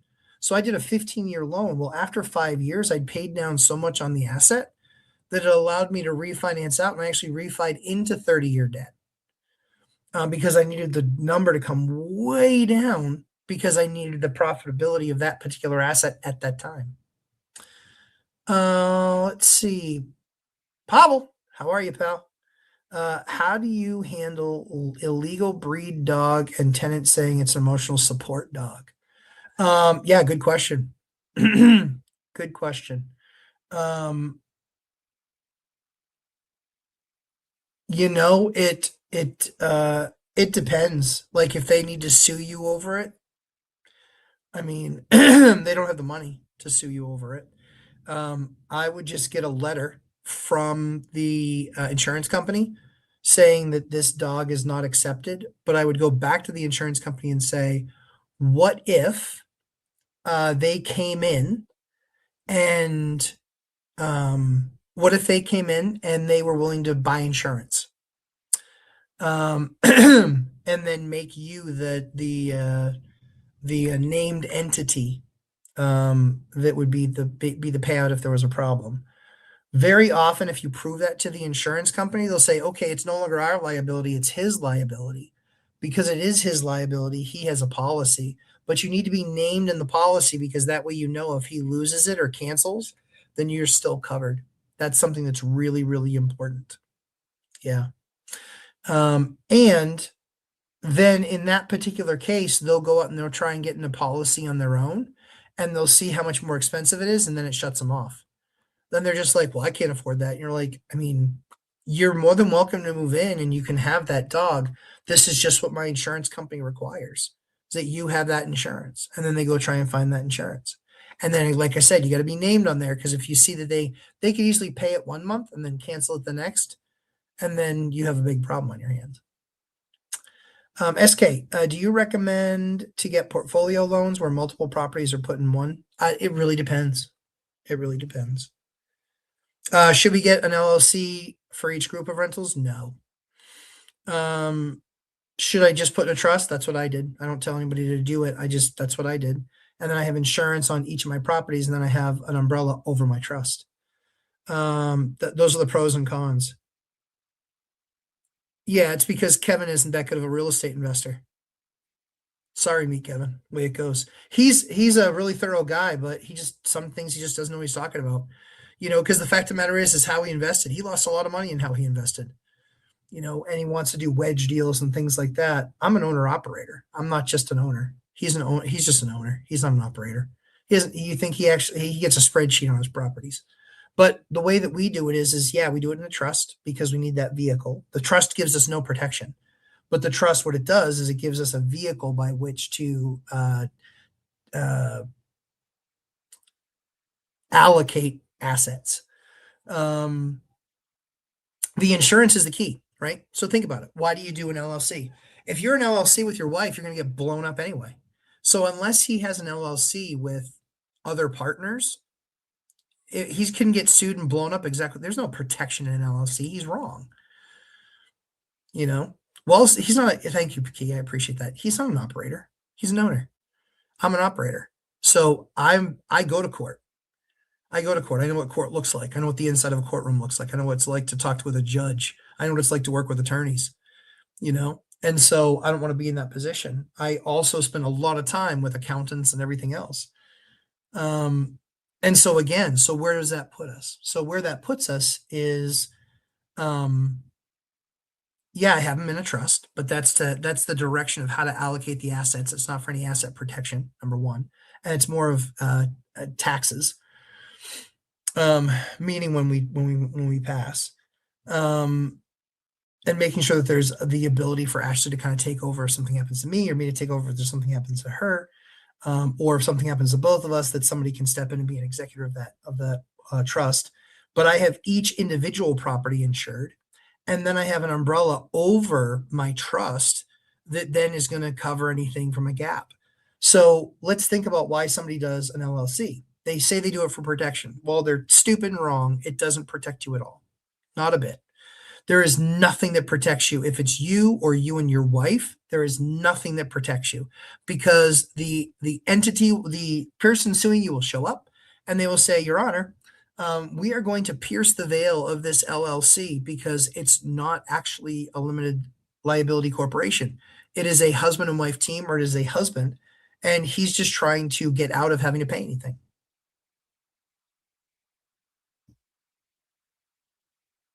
Optimally, biggest mistake given to fear. Nope. I'll answer that shortly, Chris. So that's the problem, is that the thing that you're worried about, right? I just boil it down to, this is how I solve problems. The thing that you're worried about isn't, do I want an LLC or do I want a trust? Nope. The thing that you're worried about is, I want protection. Okay, well, what is protection? Structure of something is going to fully protect you. There are Montana LLCs, or Wyoming, sorry, whatever that state is. Those LLCs can be broken. I got given a lecture about how they can't be broken, and I was like, Google it. They can be broken. It's a few extra steps, but they can still be broken. So that was just pure noise. So I look at, what's the thing I'm trying to avoid in an LLC? I'm trying to avoid them getting all of my properties. Well, the only way that I can do that is if I actually have insurance on the building, right? And I have good insurance. I don't have 300, 500. I have $1 million worth of insurance on the building. Number one. So I can go with a higher deductible, but I have a much higher rate. Excuse me, not rate, ceiling. And then I go with an umbrella on top of that. I have insurance, mortgages on properties, and umbrella. Trust is on my list. Yeah, trust is the way that I like to do it, just because you need to be able to convey, the assets. But again, for me, I just want to protect my family and protect my wife. Bo says just started year 3 of owning rentals, just gave rent increase notice for the first time across multiple units. This is where I'm seeing the first sign that it's working. Bo, congratulations. That's awesome news. Yeah, I mean, that's one of the things, we talk a lot about that in my course. We talk a lot about, being an operator, and you're experiencing the joy of being an operator because you're seeing a return on your time invested. The key is going from, and most people only ever get their properties acquired and then start to stabilize and then often give up because they're on to the next shiny thing. I talk about acquisition, stabilization, and optimization. That means that not only do my properties did I acquire them, I stabilize them, and then I optimize them to know that I'm getting the most out of my assets. We don't have to worry about, being the lowest. We don't worry about that. We don't have to about being the highest. There was a number of times, excuse me. There was a number of times over the last few years, we were the most expensive rent in the market. Okay. I'm good with that for not brand new construction. Way it goes. That's a good thing. Let's see. I want to make sure I didn't mess anything up here. Hold on one second. Question: what's the difference between insurance over the trust versus personal umbrella? You can have both. You can have both. Yep. Just price out which one's going to be more expensive, and more importantly, which one fits your liability profile. Because I think there might be differences per state, so that's why I can't give you a straight answer. So I would just look at what makes sure you get covered, what makes sure that you get your highest and best, and then I would talk about, I mean, get one over yourself, get one over your personal properties, get one or personal property, and get one over your trust. For most people, though, they put their own property in their trust, so at that point it's kind of a moot point, I would think. So Corridor Chris asked, hopped in late, biggest mistake giving into fear? Nope. The biggest mistake is people go too fast acquiring assets in the beginning. Too fast. Too fast, they spread themselves too thin, and then they wonder why they're failing. And then the nut becomes so big to get things back in place, they take themselves out of the game. One of the interviews that I did with Oshiro, the financial firefighter, he was great. He was honest. He's like, I got taken out of the market for 5 years. 5 years. Couldn't buy any deals for 5 years. Why? Because he had bought too many too fast. And they all need to work, and he was getting behind in projects, stuff that wasn't renting for years. That's what happens. That's what happens. Yeah. Let's see. Getting quoted good rates from Obi was 1,000 less than steadily. Oh, that's cool. That's cool. Yeah, for me, I like actually having a broker. And so I'm working with a broker on stuff. We just knocked 40% off a lot of stuff in my portfolio. It's been good. SK, insurance costs have gone up. Yes. How much deductible do you keep nowadays to keep costs manageable? 25,000. Yep, 25,000. And the reason I justify that is because at 25,000, when somebody quotes a project for an insurance company, I can tell you, I work with a siding company, and he goes, listen, when insurance is involved, I know they're going to screw me on my payment. They're going to take forever. They're going to make me jump through a bunch of hoops. It's a bunch of extra work. So they're $950 a square. Square is 10 feet by 10 feet. He goes, a customer off the street, $650 a square. He goes, you who continue to send me stuff and give me stuff. He goes, I charge for something a square. And he goes, but you get the best pricing. And so for me, I look at that and say, if it's something that goes through an insurance company, they're going to charge 20, somebody's going to charge them $25,000. Let's say it's that $1,000 he was saying. Well, I mean, I can get it for half. I can get it for 12. So I would rather self-insure and pay the 12 because it cuts my costs like $100,000 a year having a $25,000 deductible instead of a $2,000 deductible. The only thing that you ever have to worry about is the fact that a tornado might go through town and I might lose 15 properties. Well, that means it's 25,000 bucks times 15. Okay, so that's, $375,000. Well, the good news is that I have rental replacement on my places for a year. I can get all of those under contract and start rebuilding them and have much more valuable assets in the interim. And I can easily lever other assets in my portfolio to pay that off if I didn't have the cash sitting there. All very possible. SK, mine has stayed pretty consistent. Yeah. Yeah. State Farm. Yeah, I used State Farm for an umbrella. They were good. They were good. Yep. Building wealth flow. Apples to apples with 1 million liability from Steadily and OB on my fourplex, 4,100 versus 3,100. Yeah, great. Those are good numbers. Yeah, those are good numbers. 1 million liability, but what deductible? I couldn't house hack in Vegas. I ended up getting divorced. My wife doesn't want a house hack anymore. I'd be happy to do it. Doesn't bother me. Let's see.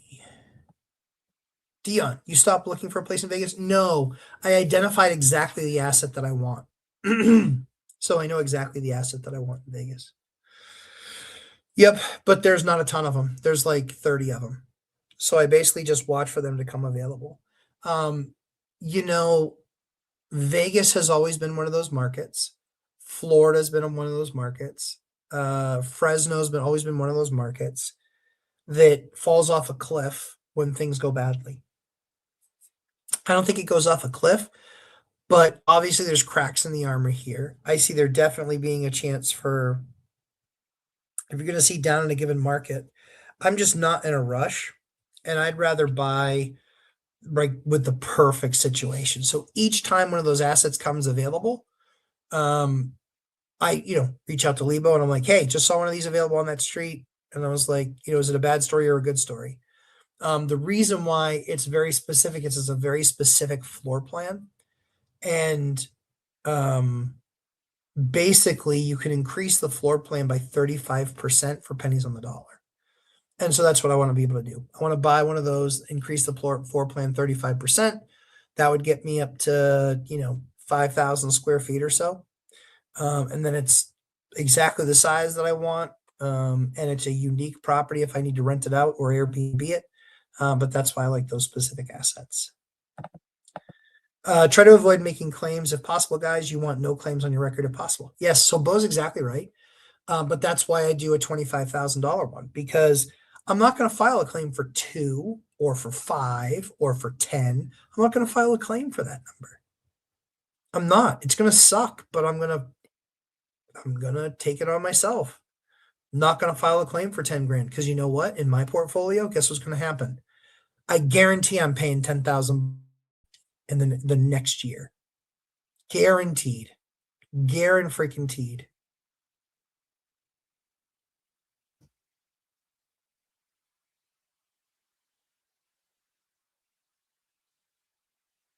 Yeah, guaranteed. I do cash value insurance only, covers loan only. So Steadily is a good deal for me. Yeah, sure. Yep. Me particularly, I don't like assets like that. I don't like doing things that way. I don't like doing things because the problem is that you could have a 400, that works in the very beginning. You have a $400,000 loan and the price is worth 450. Fine. Not a big deal. No problem. But I want replacement cost.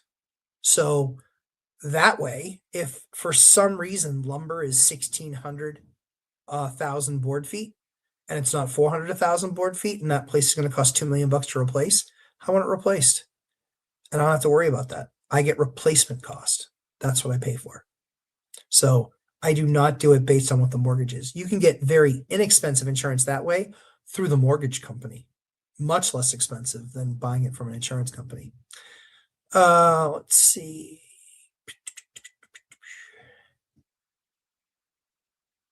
Oh, building wealth flow was not able to. I spoke on build to rent. Oh, very cool. So yeah, I love building to rent. It just doesn't work in a lot of parts of the country.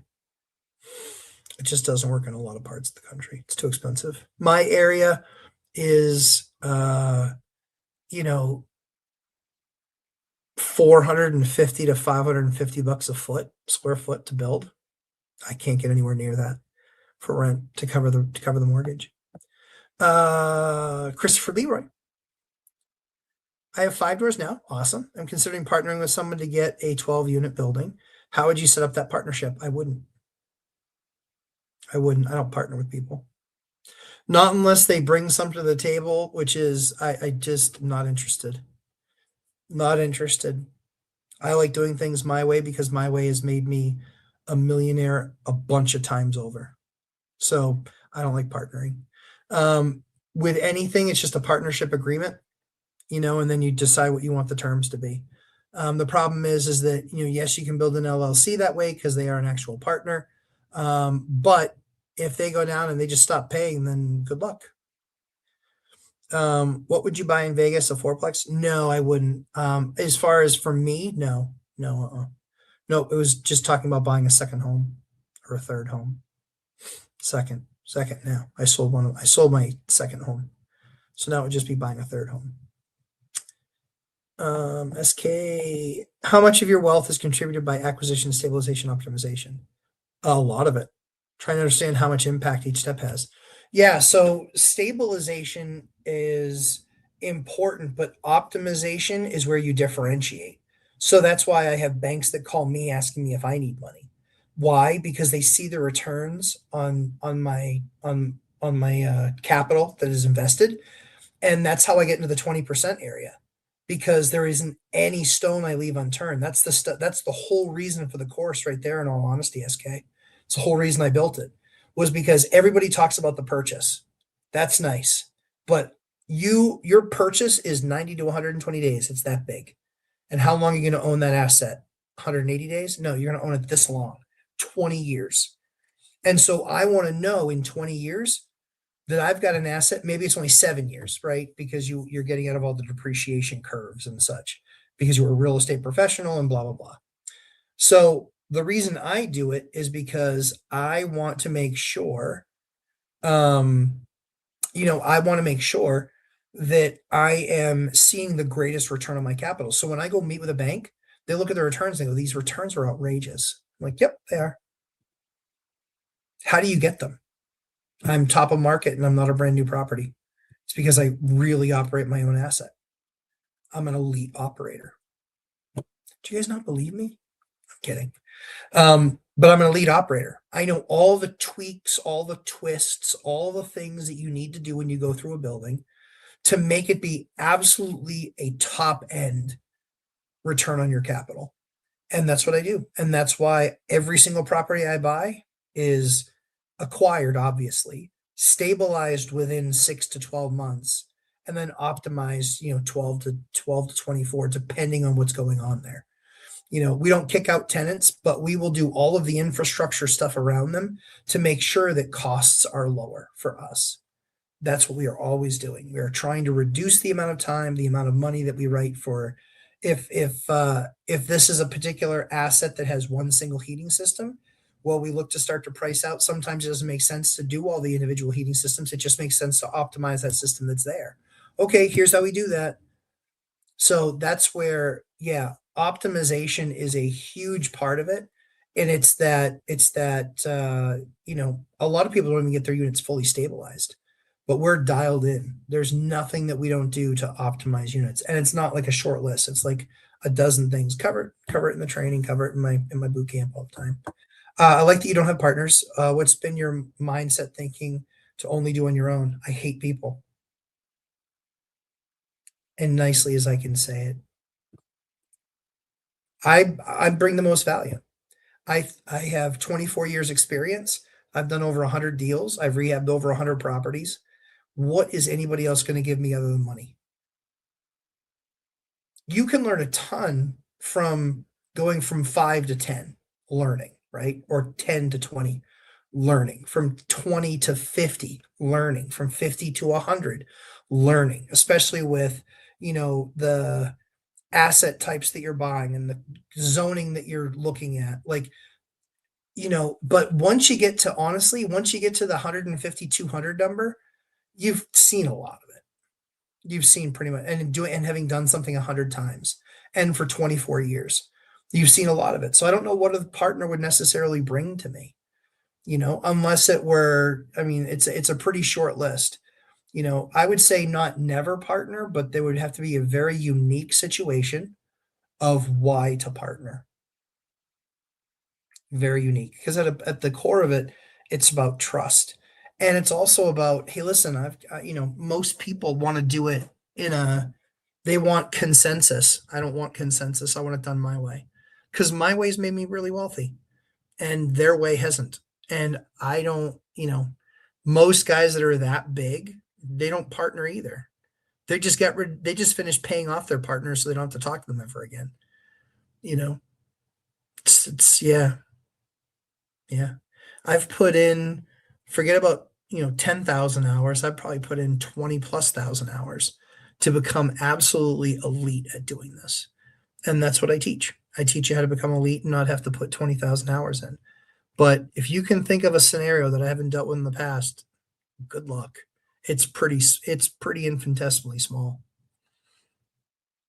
Like, I even know how to beat squatters, and we don't even have squatters rates in our state. And I don't mean to sound, I'm not trying to sound arrogant. I'm more just trying to be direct. This is why people don't like me. I'm more just trying to be direct with answering your question. Bo, yes, that's some people don't realize. You don't win making small claims. Yep, the insurance company will win every time. Absolutely.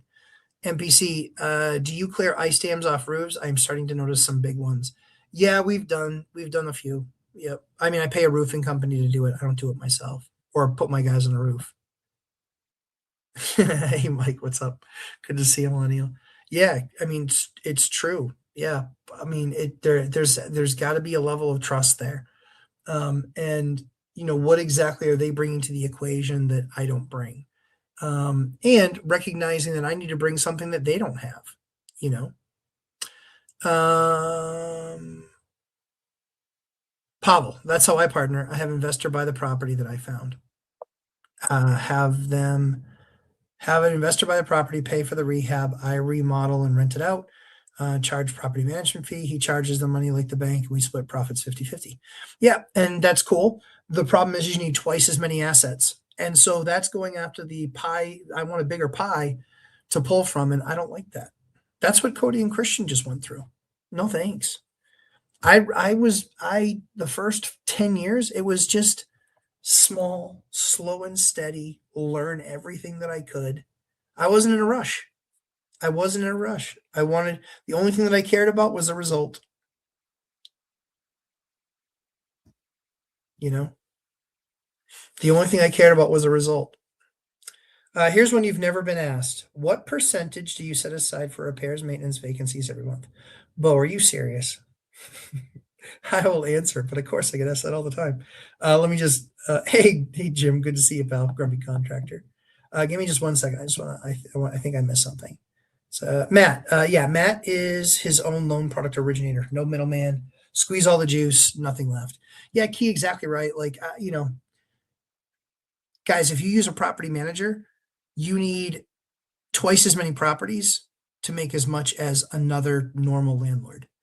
When you optimize, you need more like 2.3 or 2.4 the number of properties, right? So when you have a partner, you give up another half.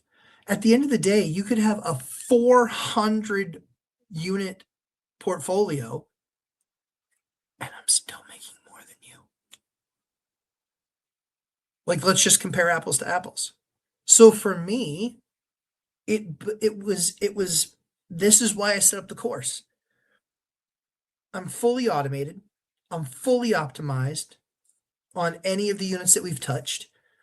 As we buy, we have other units that we have projects that we're finishing now, and then we have other units that we will optimize. We have them fully stabilized, but now is optimization stage.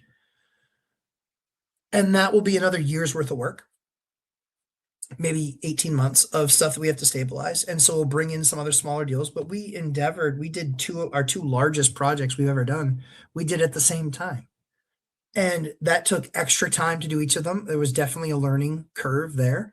But when the numbers are all said and done, how many of you would like a rental that makes $10,000 a month? It makes more money per month than what your mortgage is.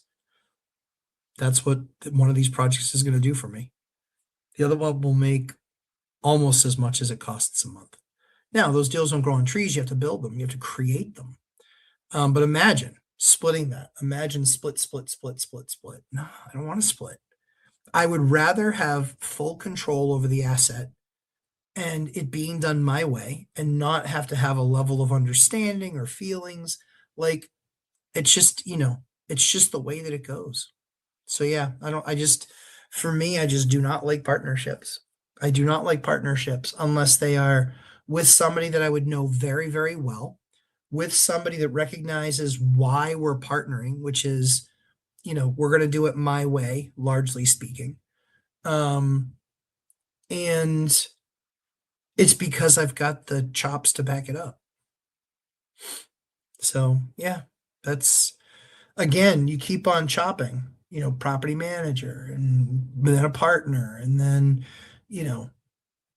at that point, I think you'd be better off being a syndication. But I don't want to have a bunch of units. That's why with a 150 unit portfolio, I make more than a lot of guys that have 400, 500, 600 units that are so sliced and diced and sold equity and have 5 partners in the deal. I don't have to deal with that baloney. Don't have to deal with it. I mean, think about the level of headache that is. Oh, and I do not do well in those situations. I just don't. Can't stand them.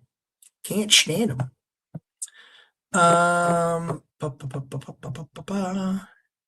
Storming up here a bit, but 2 more storms. What the freak? Coming for your plow, gotta screw you over. Yeah, no shit. Get killed by the plow guy. Bow Rivers. Here's one. Oh yeah, so sorry. Let's answer that. Yep. Ryan Husser. Hey Matt, UGC everything. What tool do you use to stay organized on a schedule for projects? No joke, spreadsheet. That's it. Just a spreadsheet. I don't need fancy schmancy. Boat Rivers. So let's talk about that. What percentage do you set aside for repairs, maintenance, vacancies every month? I don't. My portfolio is big enough now where I can repair or do anything out of cash flow. I have a $50,000 emergency fund that was built up over the years. But now I just have $50,000 that sits there, and most of the time when something comes up, I'm able to address it in cash flow. That's simple. In the beginning, it would be, something like 8, 5, and 3 or something like that. It'd be setting aside probably 15%.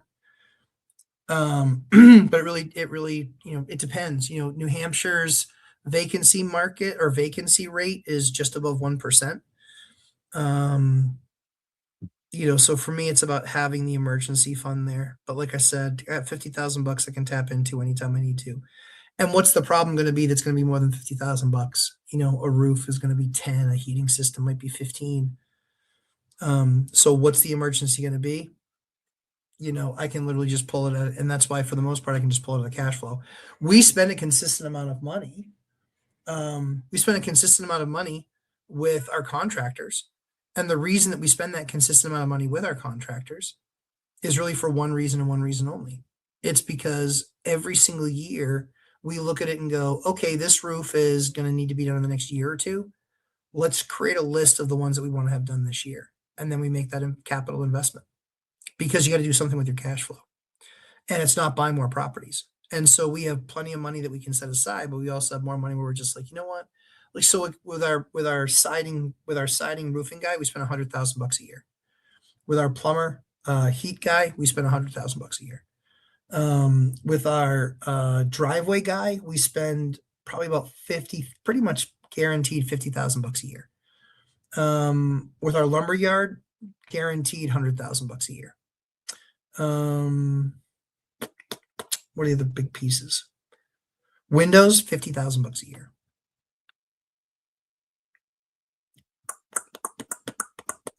What else?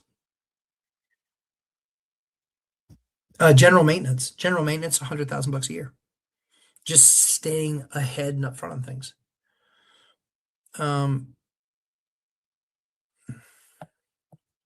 Hyder, what's up, buddy? At what number of cash flow or net worth does one start to fly business class or buy a boat? I wonder how long we have. I wonder how long we live a tight ship. I still live a tight ship. Yeah, I still live a tight ship.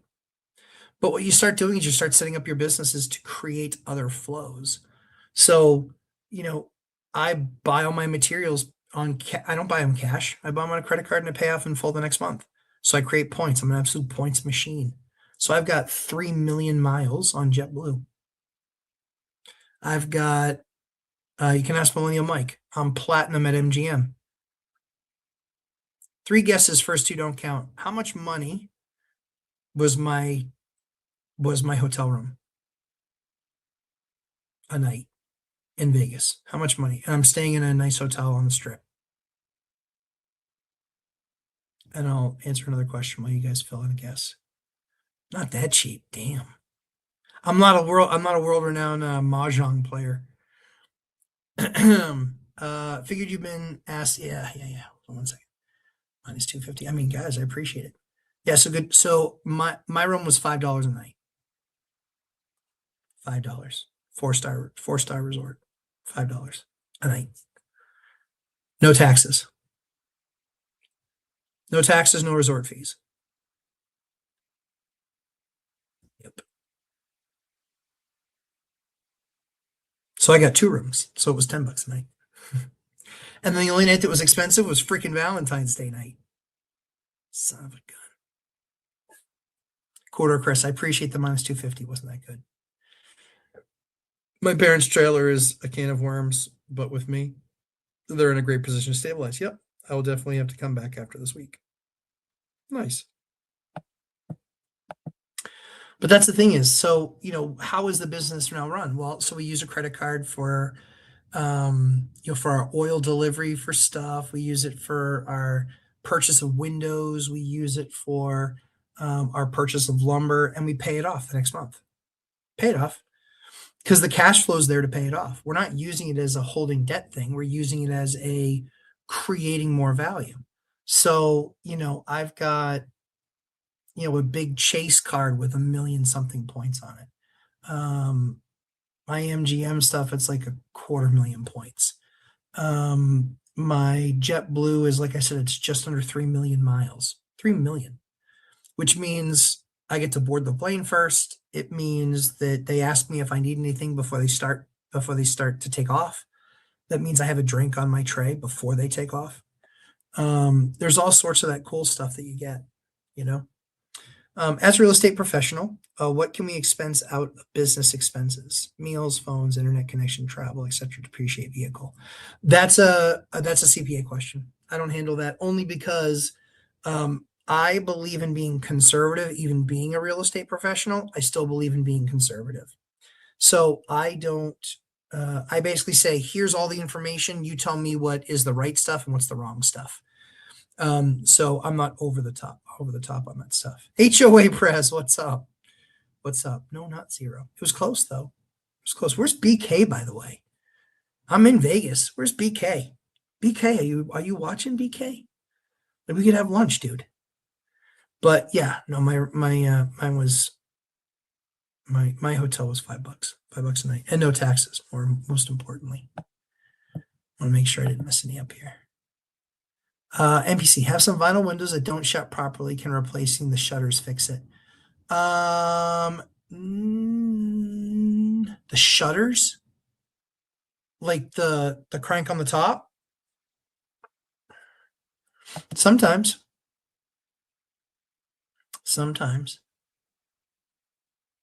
Oh yeah, SK. So I still live tight now. I don't drive a new vehicle. My wife does. I bought that for her because she's awesome, because she never asks for anything. So I bought her one for her. Are you meeting Graham? Stephanie lives in Vegas. I'm not meeting Graham. I'm sure he's a really nice guy. It's not my thing. It's just not my thing. He was a horrible real estate investor. Look it up. He sold all of his stuff in California because he couldn't manage it. He didn't need to because he had, a $3 million show or $5 million show on YouTube. So I like his conversations. I watched Iced Coffee Hour when I like who the guest is, because I want to learn about them. And I think he asks pretty good questions, but he's proven that he wasn't a good real estate investor. Spending on credit cards gave me 2 free first class upgrades to and from Vegas. Dude, good for you. Good for you. Rowan Nicholas, been screwing tenants, getting them on Zillow free, and have them pay turbo tenant for the criminal and eviction report. They are charged $55. Do you have any suggestions? Thanks. Oh, screening tenants, not screwing tenants. I'm like, dude, that is screwing tenants. I don't do background checks. I don't. And the eviction report, yeah, there's one that's out there. If you're in school, ask Jared Oschenbein. He was using one. It's a 50 state one, but it's still $50. It does criminal and everything else, but it's still $50. LGO, I know you splurge on sports cards though. Yeah, dude, that's the truth. Larry Bird, you will appreciate this. I have a number of them, but I just recently acquired another Larry Bird, Magic Johnson rookie card with Julius in the middle, with all 3 of them autographing it. So that is that is a very expensive card. That $7,400 kitchen on the cabinets will help me keep my airline status for next year. Yeah, exactly. And that's the other thing too. Like cabinets are the same thing.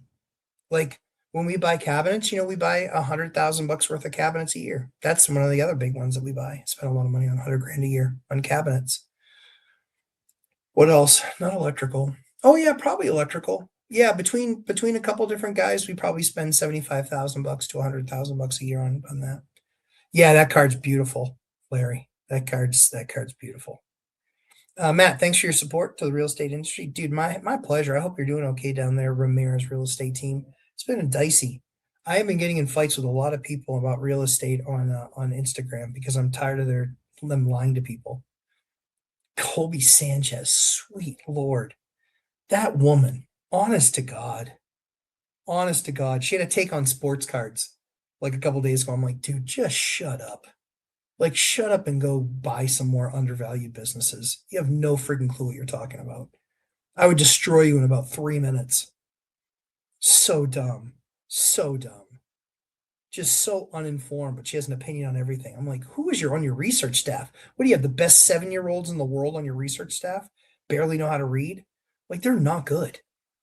Not good. How do you do a background check? I don't. How about Zillow background check? I don't. I don't do a background check. Don't do a background check. You have a great idea of using oil-filled space heaters temporarily if your tenants have an issue with that. Do you give the tenants any money for the additional cost of their electric bill if asked? No. And here's why, Stephen. The reason that I don't is because they would have been paying for oil anyway. And when we use those space heaters, it's not like they're using them for weeks and weeks and weeks on end. They're usually using them for like a day or 2, maybe 3. So it's not a long-term thing. It just is whatever time it takes for us to get back with the part or with whatever we ordered. So we use them for a number of times because we were out in an area that, and it was during COVID where we just couldn't get the stuff that we needed, but not since then. So most of the time it's a few days and they'd be spending it on, on fuel as well. So nothing really to, it's not usually a huge thing. Not a big enough thing where we go back and try and reimburse. But yeah, I don't do background checks. It's never been a problem for me. We ask on the application. If they lie, makes my life pretty easy. But yeah, we don't do any of that stuff. You know. And most of the time they're honest too. Most of the time, believe it or not, they're honest whether or not they've served time because they know that if they lie there, they can get in pretty deep trouble. So, what's your take on buying laundromat businesses? I wouldn't buy them. How much profit do they really need to make a year? It depends on all the different factors. How expensive your electric is. Do you have the infrastructure there? I would never buy a laundromat. I would have other options. Cody Sanchez keeps pushing that a lot. Not sure why, and if she owns anything. Pff, no. It's just like everything else. She has an opinion on everything. Literally, look it up. She has an opinion on everything. How is she so unbelievably versed and has 10,000 hours and is able to give you that expertise? It's a bunch of noise. It's just so she can stay relevant in selling courses and in selling what she sells. It's nothing else. At what point do you stop doing the maintenance and repairs yourself? For me, I enjoyed it. So I didn't stop until my daughter got sick. Yeah, I didn't stop until my daughter got sick. Oh no, I never said I didn't do credit checks. I do credit. I don't do criminal. And I don't charge the tenant to do it. It's one of the things I teach in my course. I get them to send me a credit karma because that model is fine. That's a consumer based model. Yep. But as far as repairs myself, I did a repair 2 weeks ago. My guy was busy and I was like, I've got the time. I'll just go over and bang it out real quick. So I did. So I'll still do some here and there, but not much. Not much. And it just got to a point where when we were 60, 70 units, I was still doing a lot of the work. And then some stuff I would contract out. And then once we got to like 120 units, it was mostly contracted out. And then once we got to like 150 units, then it was hire an employee because that was a much less expensive way to do it.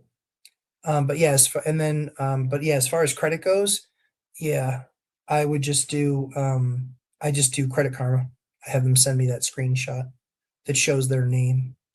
Do you use DSCR loans and do you continue expanding? Yes, I do use DSCR. Um, uh, nope, I'm not only in residential. I do commercial as well. I have some big commercial properties too.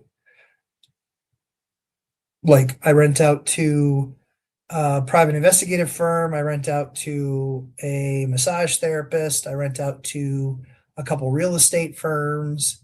I rent out to um, a daycare. I have one of the largest daycare buildings in the state. I rent out to I rent out some office space. Um, I rent out to a cleaning company. Yeah, so I have a bunch of commercial stuff too. Uh, to use DSCR. Yeah, so I use DSCR loans, but I don't use them all the time to expand. I will do sometimes just commercial debt. Sometimes I'll do a DSCR debt, and sometimes I'll use a product that I wrote for a local bank because I teach people how to write those loans for banks where they're like, yeah, we'll adopt this. This is good. Jail to future bad tenant. Yeah, or anyone from NYC. Yeah, yeah. You're in Vegas, pleasure or business? Both. I was here to present at One Rental at a Time and also run the podcast room for the weekend. And I brought my family, and so we're just doing one thing after another here. It's good times, having a blast, So yeah, there's uh, Las Vegas is plenty for adults, but it's also a lot for kids too. Um, uh, so barbecue. How would you like that percentage? Like number of buildings, percentage of income? Because there's a huge difference between the two. I just want to answer your question. Number of units. Yep, number of units. My number of buildings. Is that what you mean?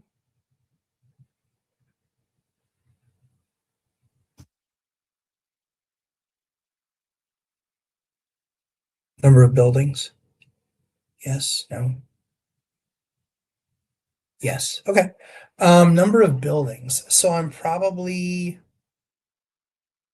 the commercial ones are the biggest by far. I am probably 80%, 80% residential. The biggest rents are on the commercial side. I don't particularly like commercial real estate. I'm not a fan. How do you ensure that Credit Karma isn't faked, edited, or out of date? Um, I get the screenshot, shows their name on it, and it shows the date on it as well. I also have it done right in front of my agent. So I get a picture of it, verify that it was pulled, but I have them do it in front of the agent. You know, if they're like, oh man, we love this place.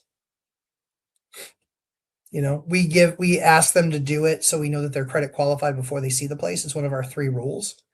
And then they show it to us, or then they show it when they come for the showing. Because unless they showed it to her, it doesn't exist. And we don't see the screenshot then. They actually log into Credit Karma and show it. What's your take on finance YouTubers today compared to 2020? Did a bunch of them disappear? Did YouTube cut down on money paid?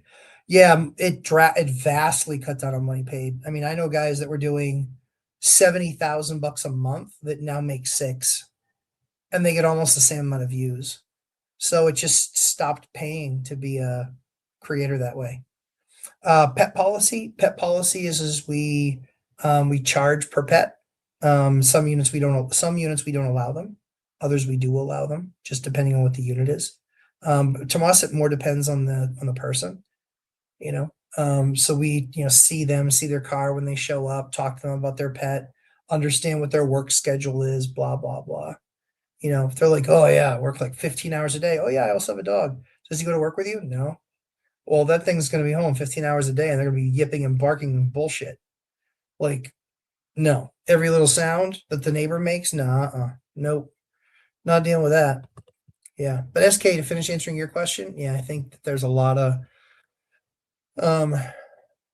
what don't you like about commercial properties?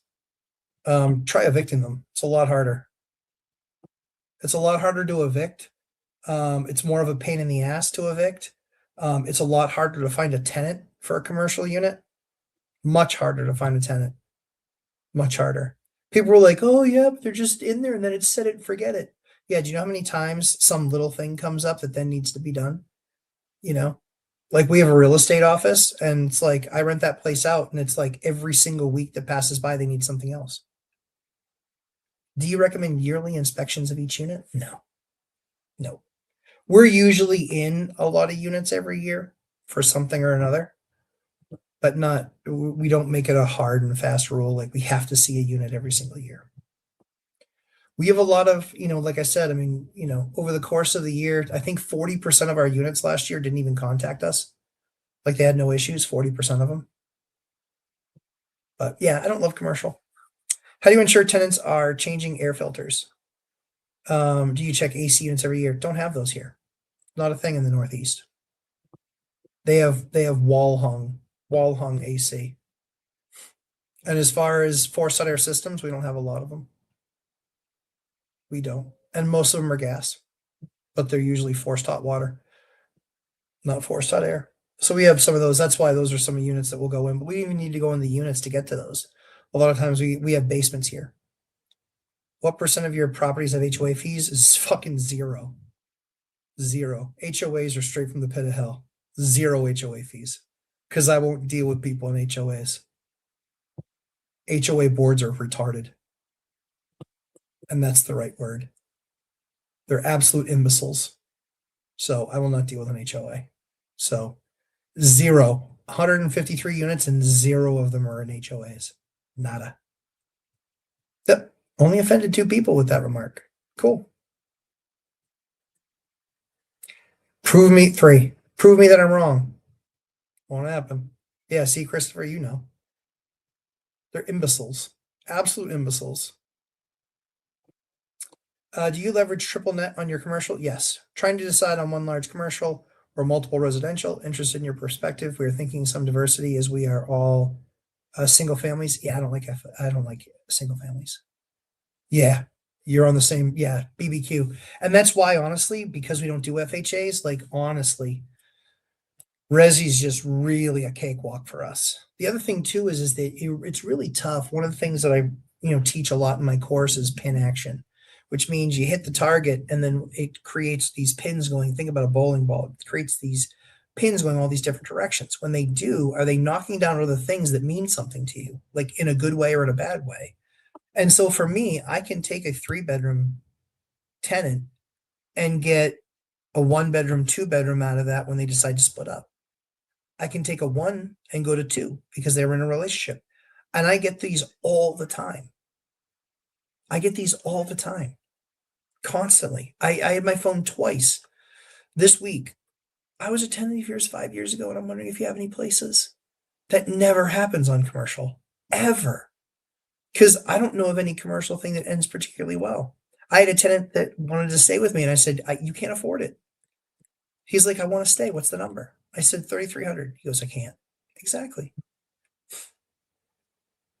I wouldn't buy. No, Baron. No. Nope. Because she'd have to show me that she was actually making money off of these businesses, not just talking about it.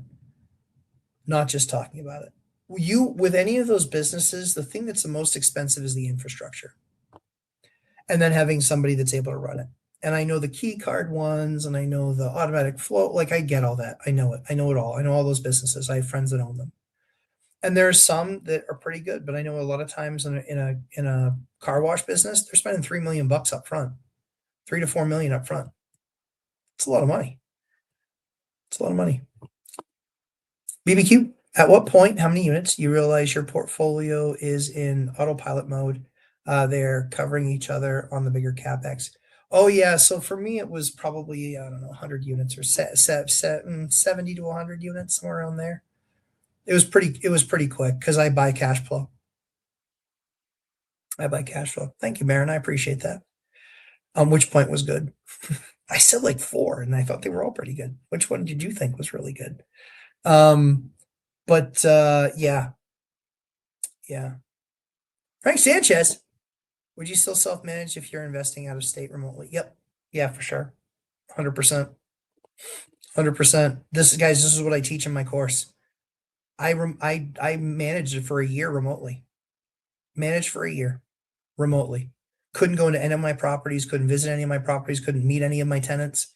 I fully set up my properties to be 100% managed remotely. And I then just continue that course.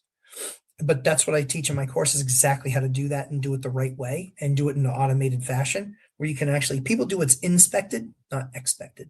Frank. Also, I have no doubt your course and boot camp are phenomenal. Do you think it'll be super valuable for someone investing in non-snowy blue? Oh yeah, for sure. I don't live in a blue state. Frank, you're welcome. I don't live in a blue state. I live in a red state.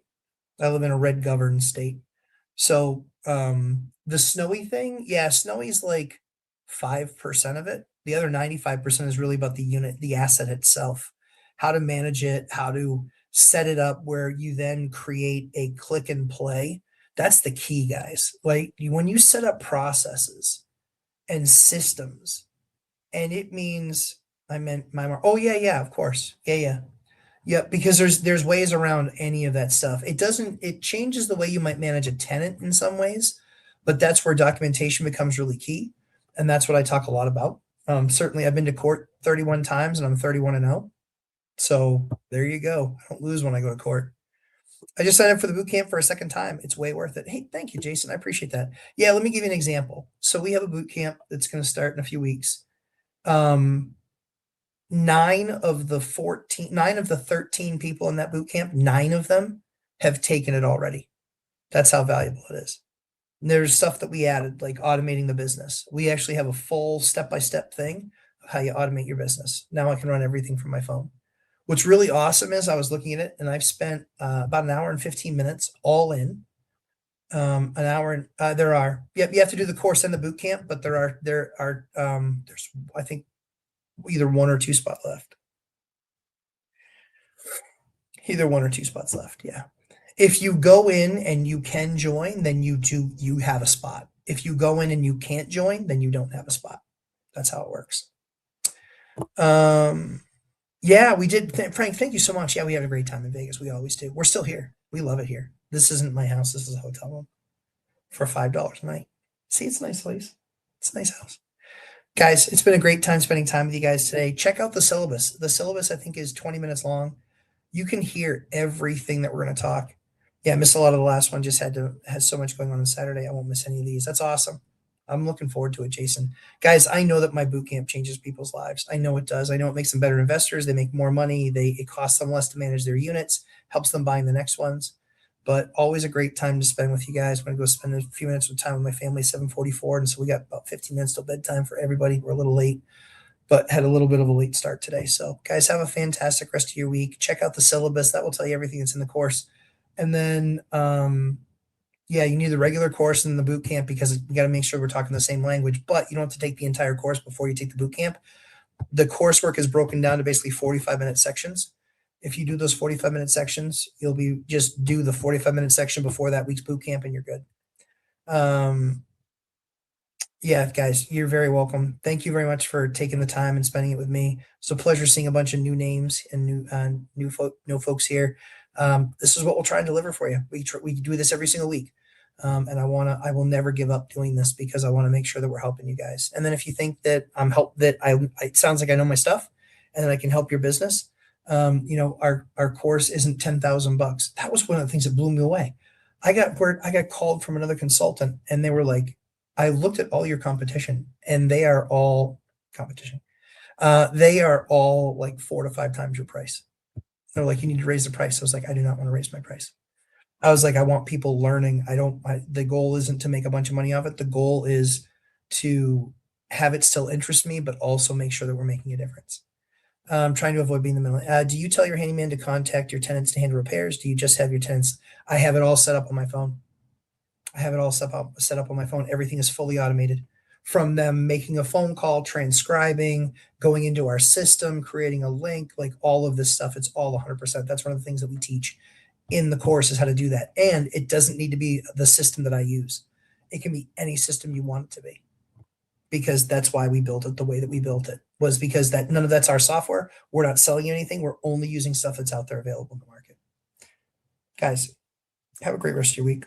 Appreciate the time. We'll see you guys in the next one. Take care, guys. See you.